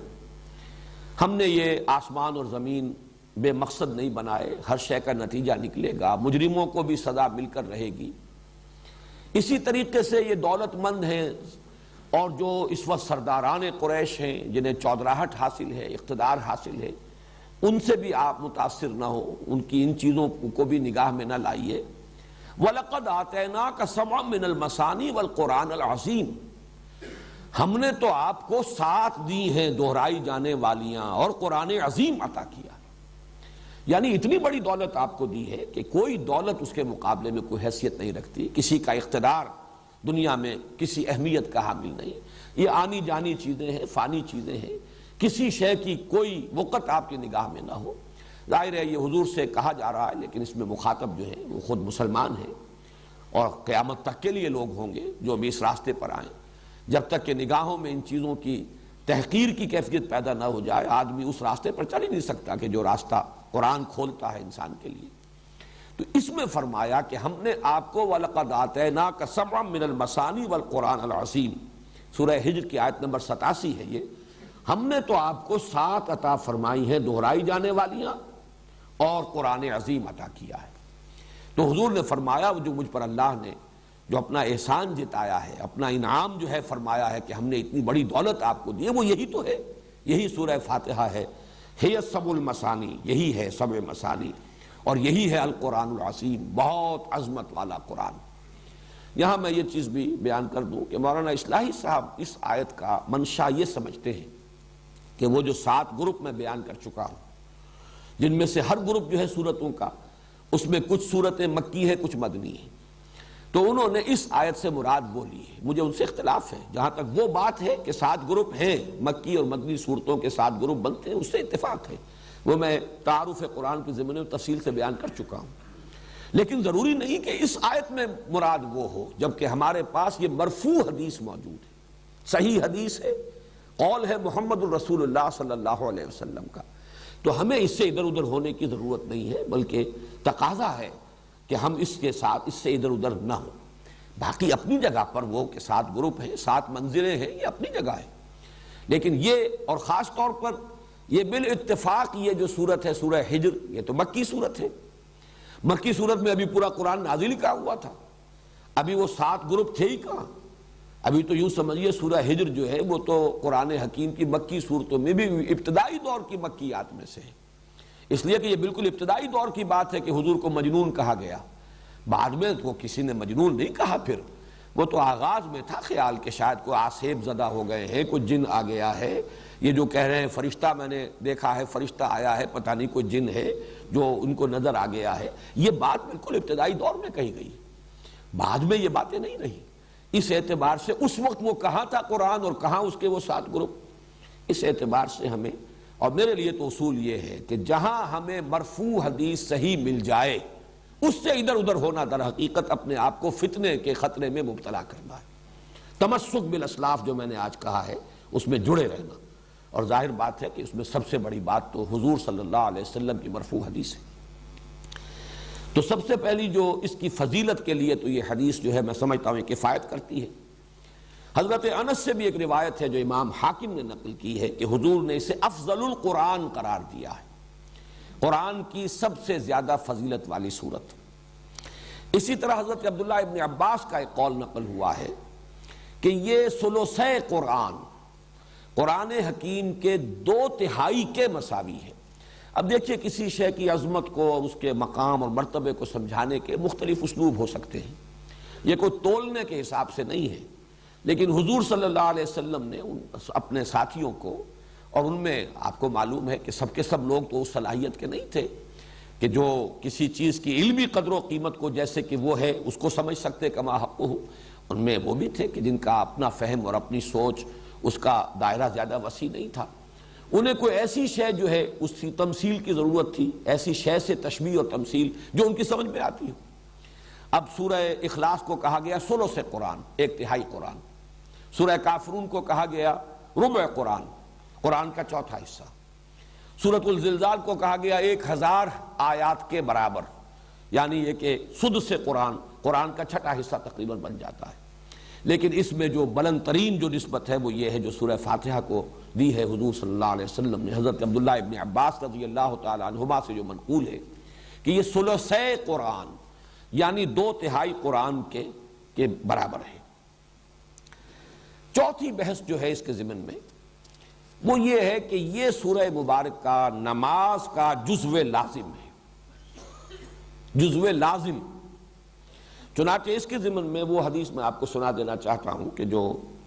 بخاری میں بھی ہے، مسلم میں بھی ہے، ترمذی میں، ابو داؤد میں، نسائی میں وغیرہم، یوں سمجھیے کہ محدثین نے سب نے اس کو تسلیم کیا ہے، اور یہ حضرت عبادہ ابن صامت سے ہے رضی اللہ تعالی عنہ۔ وہ فرماتے ہیں کہ حضور نے ارشاد فرمایا لا صلاۃ لمن لم یقرأ بفاتحۃ الکتاب، اس شخص کی کوئی نماز نہیں جو فاتحۃ الکتاب یعنی سورہ فاتحہ نہیں پڑھتا، اس کی کوئی نماز نہیں۔ اس کا یہ مفہوم تو متفق علیہ ہے کہ سورہ فاتحہ نماز کا جزو لازم ہے، البتہ اس کے بعد اختلاف ہے، آیا جماعت کی شکل میں جب نماز ادا کی جائے تو امام کے ساتھ ہر مقتدی کا پڑھنا بھی واجب ہے یا نہیں؟ اس میں 3 آراء ہیں ہمارے ہاں، 2 انتہائی آراء ہیں، ایک درمیانی رائے ہے۔ ایک رائے جو ہمارے ہاں تو بہت ہی معروف ہے، مشہور ہے، اس لیے کہ امام ابو حنیفہ کی رائے ہے، فقہ حنفی کا بڑا اہم مسئلہ ہے، اور ہماری عظیم اکثریت جو ہے آبادی کی وہ حنفی المسلک ہے، تو وہ تو یہ ہے کہ امام کی قرات جب ہو رہی ہے، امام کے ساتھ آپ نماز پڑھ رہے ہیں، تو تو امام کی قرات ہی آپ کے لیے قرات ہے، آپ کو نماز نہیں پڑھنی۔ مقتدی کے لیے یہ سورہ فاتحہ جو ہے اس کا پڑھنا ضروری نہیں، بلکہ نہ صرف یہ کہ ضروری نہیں بلکہ نہ پڑھنا ضروری ہے۔ یہ انتہائی شدت ہے کہ جو حنفی مسلک میں اس بارے میں ہے، اور مثال وہ دیتے ہیں بڑی، یعنی ایک اعتبار سے تمثیل و تشبیہ کے پہلو سے بہت یعنی معقول تشبیہ ہے کہ جب وفد کی صورت میں کہیں جائے، کسی بڑی شخصیت کے سامنے پیشی ہو، حاضری ہو، تو کوئی ایک ہوتا ہے جو نمائندہ، وہ گفتگو کرتا ہے، باقی سب لوگ موجود ہوتے ہیں، ان کی موجودگی گویا کہ ایک طرح کی شمولیت ہے، لیکن یہ کہ گفتگو جو ہے، کوئی درخواست پیش کرنی ہے، کوئی مطالبہ رکھنا ہے، تو وہ ایک ان کا نمائندہ پیش کرتا ہے۔ اسی طریقے سے جب امام پڑھ رہا ہے تو گویا کہ مقتدیوں کی طرف سے قرات ہو گئی۔ یعنی یہ مطلب نہیں ہے کہ یہ نماز کا جزو لازم نہیں ہے، صرف یہ ہے کہ جب جماعت کی شکل میں نماز پڑھی جا رہی ہو تو سورہ فاتحہ جب امام نے پڑھ لی تو گویا کہ تمام مقتدیوں کی طرف سے بھی قرات کا حق ادا ہو گیا۔ اس کے بالکل برعکس اور دوسری انتہائی رائے جو ہے وہ امام شافعی کی ہے رحمہ اللہ، کہ جو ظاہر ہے اس کا، ویسے یہ میں عرض کر دوں کہ جو موقف ہے امام ابو حنیفہ کا اور جو حنفی مسلک ہے، اس میں ایک دلیل یہ بھی پیش کی جاتی ہے کہ قرآن حکیم میں یہ حکم ہے، اذا قرئ القرآن فاستمعوا له وانصتوا، جب قرآن پڑھا جائے تو اس کو توجہ سے سنو، پورا دھیان ادھر لگاؤ اور خود خاموش رہو۔ اگرچہ یہ دلیل جو ہے در حقیقت بنتی ہے تیسری رائے کے لیے جو میں بعد میں عرض کروں گا، لیکن اسے بھی جو حنفی المسلک لوگ ہیں وہ اپنے موقف کی دلیل کے طور پر پیش کرتے ہیں۔ اس کے بالکل برعکس ہے، وہ گویا کہ اس حدیث کے جو الفاظ ہیں اس پر مبنی ہے، ظاہر الفاظ لا صلاۃ لمن لم یقرأ بفاتحۃ الکتاب، اور حدیث یقیناً اتنی قوی ہے، اتنی مستند ہے، اپنے سند کے اعتبار سے اتنے اعلیٰ رتبے کی ہے کہ ظاہر بات ہے کہ اس سے اونچا رتبہ تو کوئی اور ہو نہیں سکتا کسی حدیث کا، سند کے اعتبار سے، روایت کے اعتبار سے۔ تو امام شافعی کی رائے یہ ہے کہ ہر نمازی مقتدی بھی پڑھے، پڑھنے کے پھر ان کے ہاں مختلف انداز ہیں، چونکہ حضور کا ایک معمول یہ بھی نقل ہوا ہے کہ آپ جب پڑھتے تھے سورہ فاتحہ جہری رکعت میں بھی، اس کے بعد تھوڑی دیر تک آپ خاموش رہتے تھے، وقفہ ہوتا تھا۔ ہم تو ہماری عادت تو یہ ہے کہ فوراً ہی کوئی جو سورت ملانی ہے یا کچھ قرآن کا حصہ پڑھنا ہے تو سورہ فاتحہ کے بعد اس کو متصل کر لیتے ہیں، لیکن حضور سے یہ ثابت ہے تھوڑا سا وقفہ، اور اس کے دوران گویا کہ مقتدی بھی جلدی سے دہرا لیں اور پڑھ لیں۔ ایک طریقہ تو یہ ہے، اور ایک یہ ہے، اور یہ بھی حضور کے معمول کے ساتھ مناسبت رکھنے والا ہے، کہ آپ نماز میں سورہ فاتحہ پڑھتے تھے تو ہر آیت پر رکتے تھے۔ یہ وقفہ جو ہے یہ گویا کہ کفایت کر جاتا ہے کہ امام نے کہا الحمدللہ رب العالمین، اور اس کے بعد وہ ذرا سا وقفہ دے تاکہ مقتدی بھی الحمدللہ رب العالمین پڑھ لیں، پھر الرحمن الرحیم وقفہ دے تاکہ مقتدی بھی پڑھ لیں۔ بہرحال یہ تو ہوا اس کی جو عملی شکل ہے، لیکن اس وقت میں صرف موقف اور مسلک بیان کر رہا ہوں کہ امام شافعی کا اور شوافع کا اور حنابلہ کا یہ موقف ہے، اور چونکہ امام احمد ابن حنبل شاگرد ہیں امام شافعی کے، تو تسلسل بھی ہے اس میں، یہ ہے کہ ہر مقتدی کے لیے بھی سورہ فاتحہ کا پڑھنا لازم ہے۔ معتدل مسلک ہے امام مالک کا رحمہ اللہ، امام دار الہجرہ، چونکہ وہ امام مدینہ ہے، اس اعتبار سے ان کی بات بہت سے پہلوؤں سے بہت وقیع بھی ہے۔ حدیث کا بھی سب سے پہلا مجموعہ جو ہے موطا امام مالک، یہ گویا کہ اولین مجموعہ ہے جس کو کہ فقہی جو بھی ابواب ہیں ان کی شکل میں مرتب کیا گیا۔ امام مالک کا موقف یہ ہے، اور میں اس کو کوئی باک نہیں سمجھتا اس کے بیان کرنے میں کہ میرا اپنا عمل اس پر ہے، وہ یہ ہے کہ جہری رکعت میں امام کی قرات کو توجہ سے سنو، گویا کہ عمل ہو گیا اس آیت پر، اذا قرئ القرآن فاستمعوا له وانصتوا۔ البتہ سری رکعت ہے، اس میں خود سورہ فاتحہ پڑھو، اس لیے کہ اس وقت آپ سن نہیں رہے۔ لیکن یہ کہ ہمارے ہاں بعض جو مفتی حضرات ہیں، حنفی مفتی حضرات، وہ اس میں بہت شدت سے کام لیتے ہیں کہ فرض کیجئے کوئی رکعت آپ کی چھوٹ گئی تھی، پہلی رکعت رہ گئی تھی، آپ دوسری میں شریک ہوئے، تو اب اگر آپ اپنی رکعت پہلی جو ہے پڑھنے کے لیے، جبکہ باقی نمازی فارغ ہو گئے، سلام پھر چکا، امام سلام پھر چکا، اب آپ کھڑے ہو کر جو رکعت پڑھ رہے ہیں، تو شدت کی انتہا یہ کہ اس رکعت میں بھی سورہ فاتحہ مت پڑھو، صرف اتنی دیر کھڑے رہو جتنی دیر کے سورہ فاتحہ پڑھی جاتی ہے۔ اب یہ چیز جو ہے میرے نزدیک انتہا پسندی والا معاملہ ہے بالکل اس معاملے میں۔ بہرحال درمیانی مسلک یہ ہے، لیکن یہ کہ اس وقت جو کچھ مجھے بیان کرنا تھا یہ میں نے بیان کر دیا، اس لیے کہ یہ عملی مسئلہ ہے، بہت سے حضرات کو اس سے سابقہ پیش آ سکتا ہے۔ لیکن یہ کہ اصل بات جو اس وقت جو میری بحث تھی وہ یہ کہ یہ نماز کا جزو لازم ہے۔ پانچویں بحث یہ ہے کہ جزو لازم نہیں، یہی اصل نماز ہے، یہی صلاۃ ہے۔ اس اعتبار سے ایک حدیث قدسی جو ہے اس کا ذرا رکھو یہاں پر، جو لگا دو اب وہ حدیث قدسی کے جو مسلم شریف میں ہے، صحیح مسلم میں ابو ہریرہ رضی اللہ تعالی عنہ سے مروی ہے۔ ابھی ہم نے جو حدیث پڑھی تھی کہ حضور نے پوچھا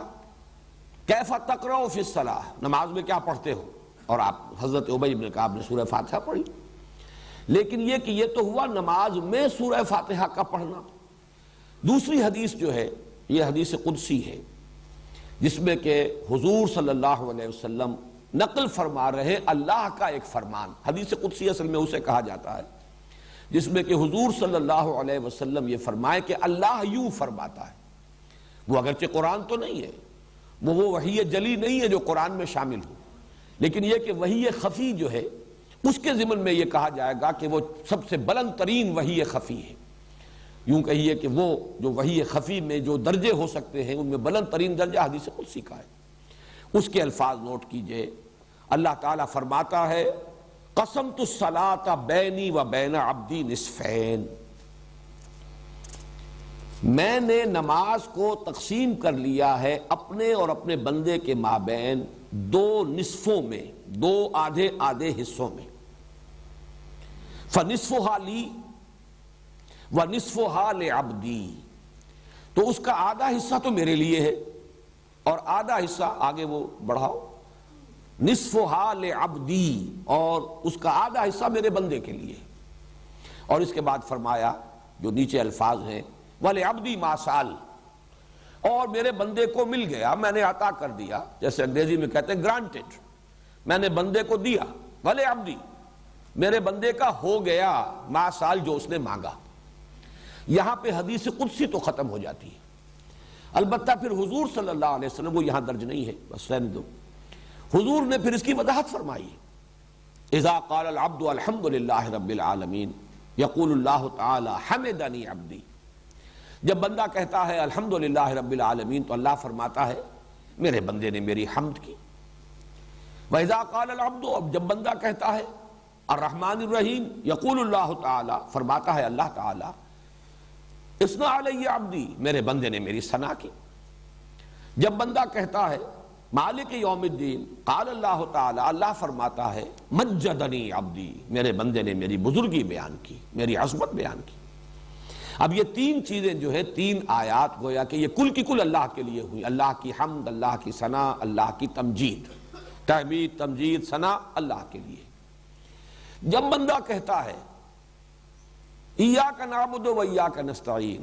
قال اللہ تعالی، اللہ فرماتا ھذا ما بینی و بین عبدی ولعبدی ما سال، یہ میرے اور میرے بندے کے مابین ہے۔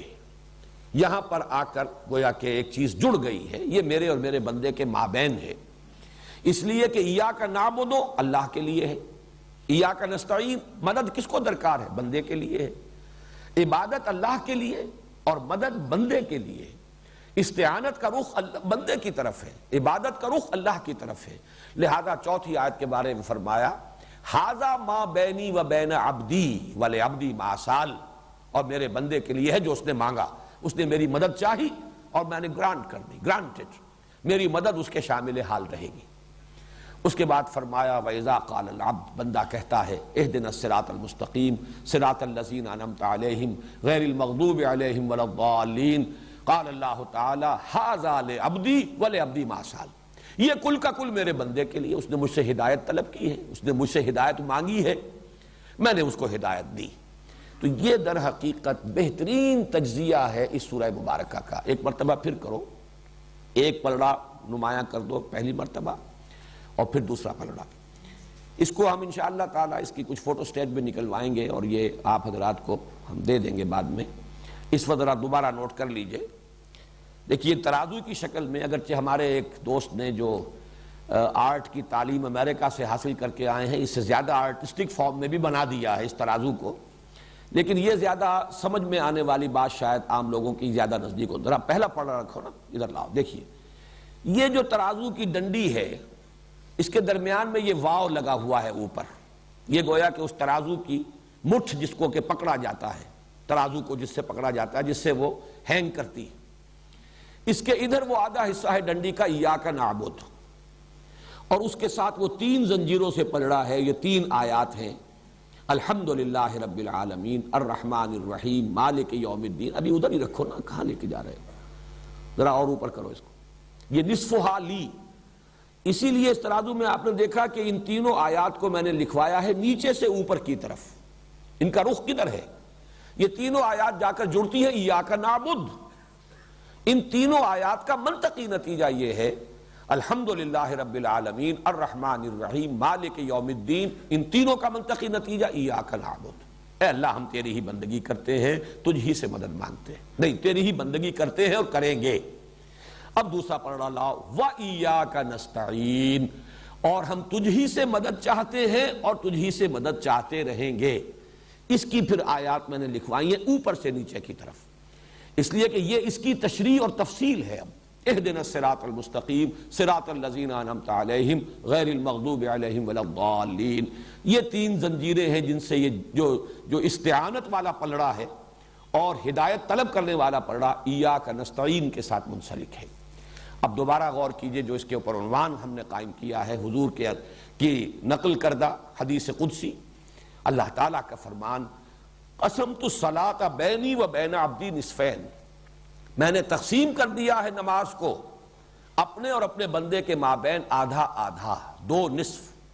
اور اس قدر مکمل تقسیم ہے یہ کہ واو درمیان میں ہے اور اس واو کے ساتھ ایک ڈنڈی کا ایک سائڈ، ڈنڈی کا دوسرا سائڈ، ایاک نعبد و ایاک نستعین. اور یہ 3 آیات الحمدللہ رب العالمین الرحمن الرحیم مالک یوم الدین اور ایاک نستعین کے ساتھ اہدنا الصراط المستقیم صراط الذین انعمت علیہم غیر المغضوب علیہم ولا الضالین. بس ایک فرق نوٹ کیجئے کہ یہ جو دعا ہے اصل نماز، اس لیے کہ نماز کا اصل مفہوم کیا ہے. نماز کے بارے میں یہ تھوڑی سی وضاحت میں کر دوں. صلاۃ کا لفظ جو ہے اس کا لغوی مفہوم تو ہے سب سے زیادہ حرارت حاصل کرنا، آگ تاپنا. اس سے اصل مقصود کیا ہے یہ میں پھر کبھی اس کو کسی اور موقع پر تفصیل سے عرض کروں گا. اس وقت ہمارے مضمون سے یہ بات ذرا زیادہ ہٹ جائے گی. لیکن اس سے جو مراد لیا گیا ہے صلاۃ سے، الصلاۃ والدعاء، یا صلاۃ کے معنی ہے متوجہ ہونا. اور یہ صلاۃ کا لفظ دونوں طرف استعمال ہوگا. بندہ متوجہ ہوتا ہے اللہ کی طرف تو دعا، درخواست، اپنے لیے کچھ مانگنے کے لیے. لہذا بندے کی طرف سے جب صلاۃ کا لفظ آئے گا تو دعا اور کچھ طلب کرنا، درخواست پیش کرنا. بندہ جب متوجہ اللہ جب متوجہ ہوتا ہے بندے کی طرف، عنایت، شفقت، رحمت، یہ عنایت، شفقت اور رحمت یہ اللہ کی صلاۃ ہے. اور دعا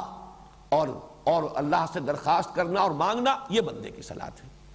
اسی لیے صلاۃ علی کا لفظ آئے گا.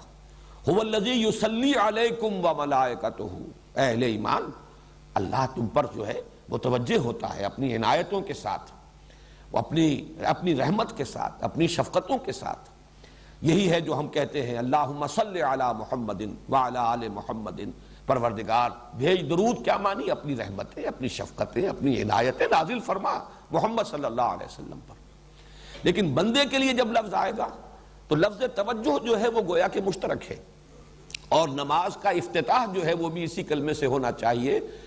انی وجہت وجہی للذی فطر السماوات والارض حنیفا وما انا من المشرکین. بندہ متوجہ ہوگا تو اللہ سے مانگے گا، دعا کرے گا، استغفار کرے گا، اللہ سے سوال کرے گا. اسی لیے میں نے وہ نام آپ کو گنوائے تھے. یہ سورت جو ہے سورت الدعاء ہے، یہ سورت الصلاۃ ہے، یہ سورت السؤال ہے، یہ سورت المناجات ہے. تو اس نماز کا اصل حصہ جزو لا ینفک، بلکہ اصل نماز یہ سورہ فاتحہ ہے. فرق یہ ہے کہ اس مصحف کا اختتام ہوتا ہے معوذتین پر. وہاں پر قل کا لفظ آیا ہے، قل اعوذ برب الفلق، قل اعوذ برب الناس. یہاں قل کا لفظ نہیں آیا. بلکہ یہ کہ دعا گویا کہ تلقین کر دی ہے اللہ نے، اور اس کا جو اصل سبب ہے وہ میں اپنی اگلی بحث میں بیان کر رہا ہوں۔ لیکن اس وقت اس تجزیے کے حوالے سے چند مباحث ہیں جو اختلافی ہیں، ان کو ذرا اچھی طرح سمجھ لیجئے۔ پہلا اختلاف یہ ہے کہ آیت بسم اللہ سورہ فاتحہ کا جز ہے یا نہیں۔ اس میں بھی مدینہ، بصرہ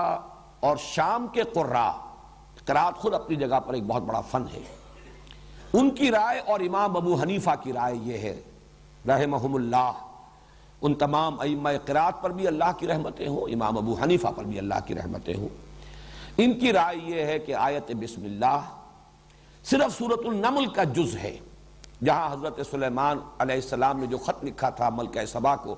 اس میں انہو من سلیمان و انہو بسم اللہ الرحمن الرحیم۔ باقی کسی سورت کا یہ جز نہیں ہے، سورہ فاتحہ کا بھی جز نہیں ہے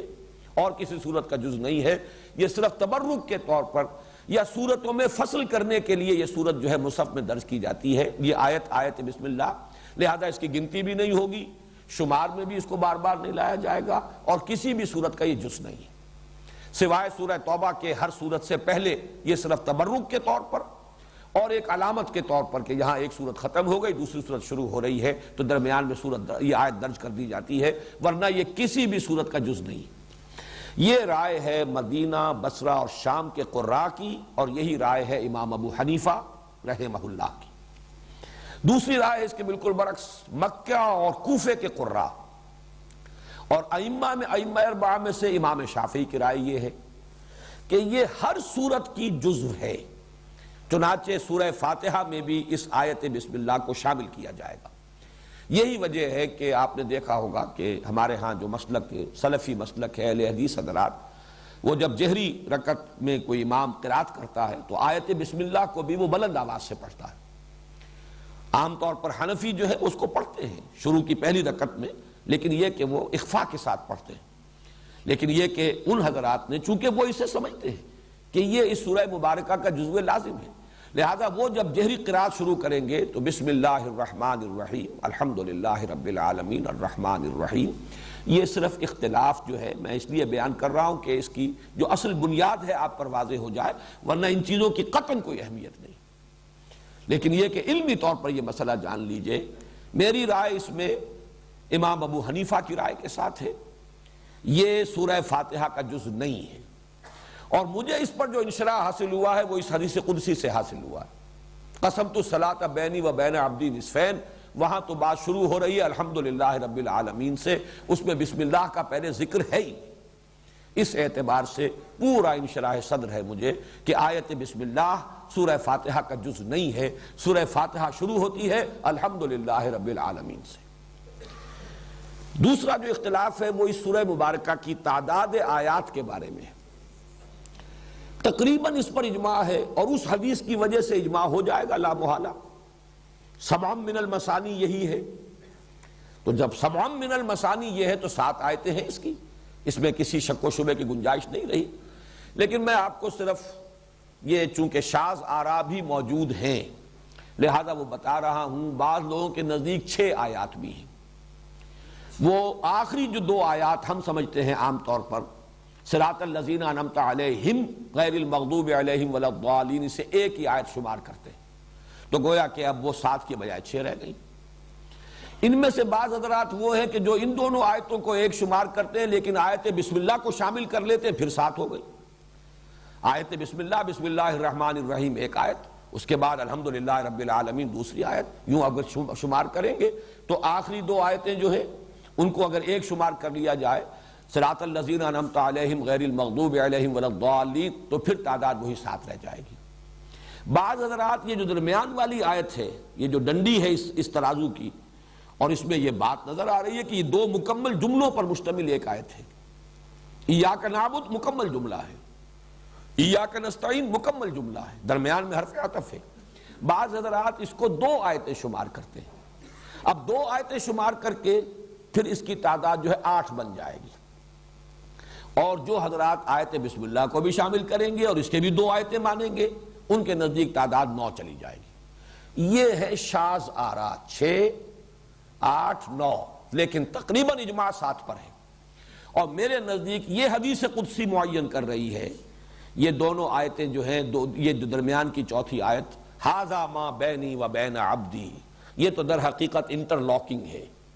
یہ تو یہ لفظ استعمال میں کر رہا ہوں، اگرچہ یہ لفظ اللہ کی ذات کے ساتھ استعمال کرنا مناسب نہیں ہے، تشبیہ سمجھ لیجئے، بلا تشبیہ بلا تمثیل، یہ مصافحہ ہو رہا ہے بندے کا پروردگار کے ساتھ۔ جیسے بیعت ہوتی ہے مصافحہ ہوتا ہے، اور جیسے قرآن مجید میں آیا ہے کہ اے نبی جو لوگ آپ سے بیعت کر رہے ہیں ان الذین یبایعونک انما یبایعون اللہ ید اللہ فوق ایدیہم، جو لوگ آپ سے بیعت کر رہے ہیں حقیقت میں وہ اللہ سے بیعت کر رہے ہیں، اور اللہ کا ہاتھ ان کے ہاتھ کے اوپر ہے، وہ غیر مرئی ہاتھ ہے، نظر نہیں آتا، لیکن یہ کہ در حقیقت یہ مصافحہ ہے بندے کا اپنے رب کے ساتھ، ایاک نعبد و ایاک نستعین، معاہدہ ہے یہ، مصافحہ معاہدہ، یہ در حقیقت یہ ایک ہی وزن پر باب مفعلہ کے یہ مصدر ہے، یہ معاہدہ۔ اسی لیے کس قدر پیارے الفاظ ہیں حدیث قدسی کے، ھذا ما بینی و بین عبدی۔ معاہدے کے اندر دو چیزیں ہوتی ہیں، دو فریق، بندے کا عہد یہ ہے کہ ایاک نعبد، اور اللہ کی طرف سے وعدہ یہ ہے ہدایت میرے ذمے، ان علینا للہدی و ان لنا للآخرۃ والأولی، ہدایت دینا ہمارے ذمے ہے، یہ وعدہ اللہ نے کیا، اور یہ گویا کہ ھذا ما بینی و بین عبدی ولعبدی ما سأل، اور دیا میں نے اپنے بندے کو جو اس نے مانگا، جو اس نے سوال کیا۔ اس اعتبار سے صحیح بات یہی ہے کہ یہ درمیانی آیت ایک ہی ہے، ایاک نعبد و ایاک نستعین، اور تقسیم صحیح اسی طرح ہوتی ہے، پہلی تین آیات، اس سے پہلے آیت بسم اللہ کو شامل کر لیجئے، وہ 4 بن جائیں گی، وہ برابر کے 2 حصوں میں تقسیم ناممکن ہو جائے گی۔ وہ 3 آیتیں ہیں جیسے کہ وہ 3 لڑیوں کی شکل میں نظر آئیں، الحمدللہ رب العالمین الرحمن الرحیم مالک یوم الدین، ایاک نعبد ایاک نستعین اہدنا الصراط المستقیم صراط الذین انعمت علیہم غیر المغضوب علیہم ولا الضالین۔ تو یہ جو تجزیہ ہے اس سورہ مبارکہ کا اس حدیث قدسی کے حوالے سے، تو بہت سے یہ مختلف فی مسائل، ویسے یہ کہ اس کے لیے دلائل اور استدلال ادھر سے ادھر سے کیے جائیں تو بحث الجھ جائے گی۔ میں سمجھتا ہوں کہ اس حدیث قدسی نے ان تمام مسائل کے حق میں، ان کے ضمن میں قول فیصل ہمیں عطا فرما دیا ہے کہ جس پر پورا انشراح جو ہے ہمیں حاصل ہو سکتا ہے۔ ایک بات اور نوٹ کر لیجئے، میرا تو ارادہ تھا اصل مضمون آج مزید جو ہے شروع کرنے کا، کہ اس کا اصل مضمون ہے کیا۔ یہ تو در حقیقت قرآن مجید کے حکمت اور فلسفے کے لیے جڑ اور بنیاد اور اساس کا درجہ رکھتی ہے۔ ام القرآن کیوں ہے، اساس القرآن کیوں ہے، لیکن یہ کہ اب اس کا وقت آج نہیں ہے، وہ تو انشاءاللہ کل کریں گے، لیکن ایک ذرا اس کا نحوی تجزیہ بھی کر لیجئے۔ پہلی 3 آیات، اگرچہ صرف پہلی آیت میں 2 الفاظ بھی مکمل جملہ بن جاتے ہیں، الحمدللہ، یہ جملہ اسمیہ خبریہ بن گیا، جملہ مکمل ہو گیا، لیکن اس کے بعد پوری 3 آیتیں آپ پڑھ جائیے، یہ اسی کے ساتھ شامل ہوتی چلی جائیں گی، علیحدہ جملہ کوئی نہیں آیا۔ یہ کہا جا سکتا ہے کہ یہ تینوں آیتیں ایک ہی مکمل جملہ بنتی ہیں۔ الحمدللہ رب العالمین الرحمن الرحیم مالک یوم الدین، کل حمد اللہ کے لیے جو تمام جہانوں کا رب ہے، جو رحمان ہے، جو رحیم ہے، جو جزا و سزا کے دن کا مالک ہے۔ یہ تمام جو آ رہا ہے رب العالمین، یہ بھی اللہ کا بدل ہے یا اللہ کی صفت ہے۔ الرحمن اللہ کی صفت دوم،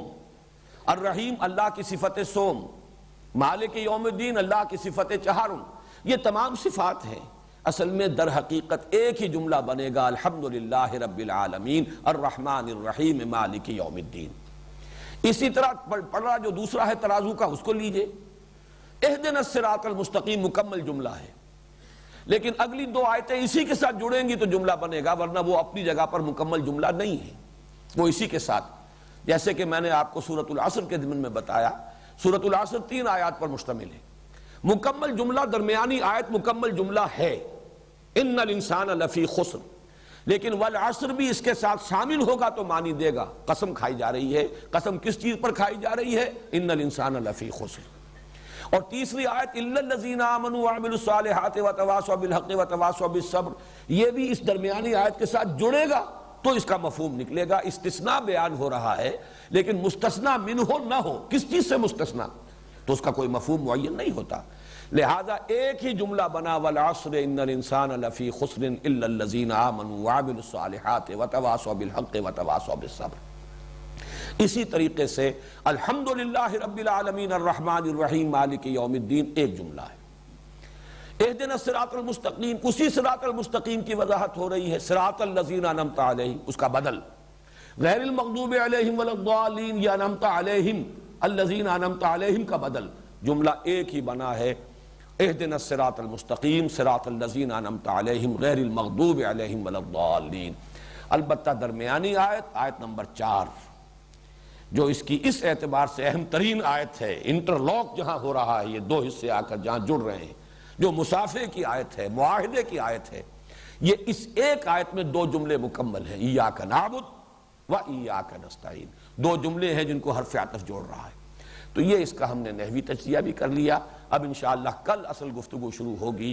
اس سورہ فاتحہ کا اصل مضمون کیا ہے اور اس کا اصل میں کلید اس کی کیا ہے۔ ہمیں معین کرنا چاہیے کہ اس سورت کا اصل مخاطب ہے کون، بلکہ قرآن مجید کے اصل مخاطب کون ہے۔ یہ ایک نئے عنوان سے اور نئے انداز میں انشاءاللہ کل گفتگو ہوگی، اور یہ حکمت قرآنی کے لیے ایک بہت بڑی کلید ہے۔ اس کو اس انداز میں نے آج سے پہلے کبھی بیان نہیں کیا، اس کی طرف ذہن انہی دنوں میں جبکہ میں غور کر رہا تھا، یہ دور ثانی جو شروع کر رہے ہیں تو انسانی ذہن جو ہے وہ کام کرتا رہتا ہے، تو اس بات کی طرف ذہن منتقل ہوا اصل مخاطب قرآن کے کون ہیں۔ اس کو معین کر لیں تو قرآن مجید کی حکمت اور فلسفے کے بہت سے پہلو جو ہیں وہ روشن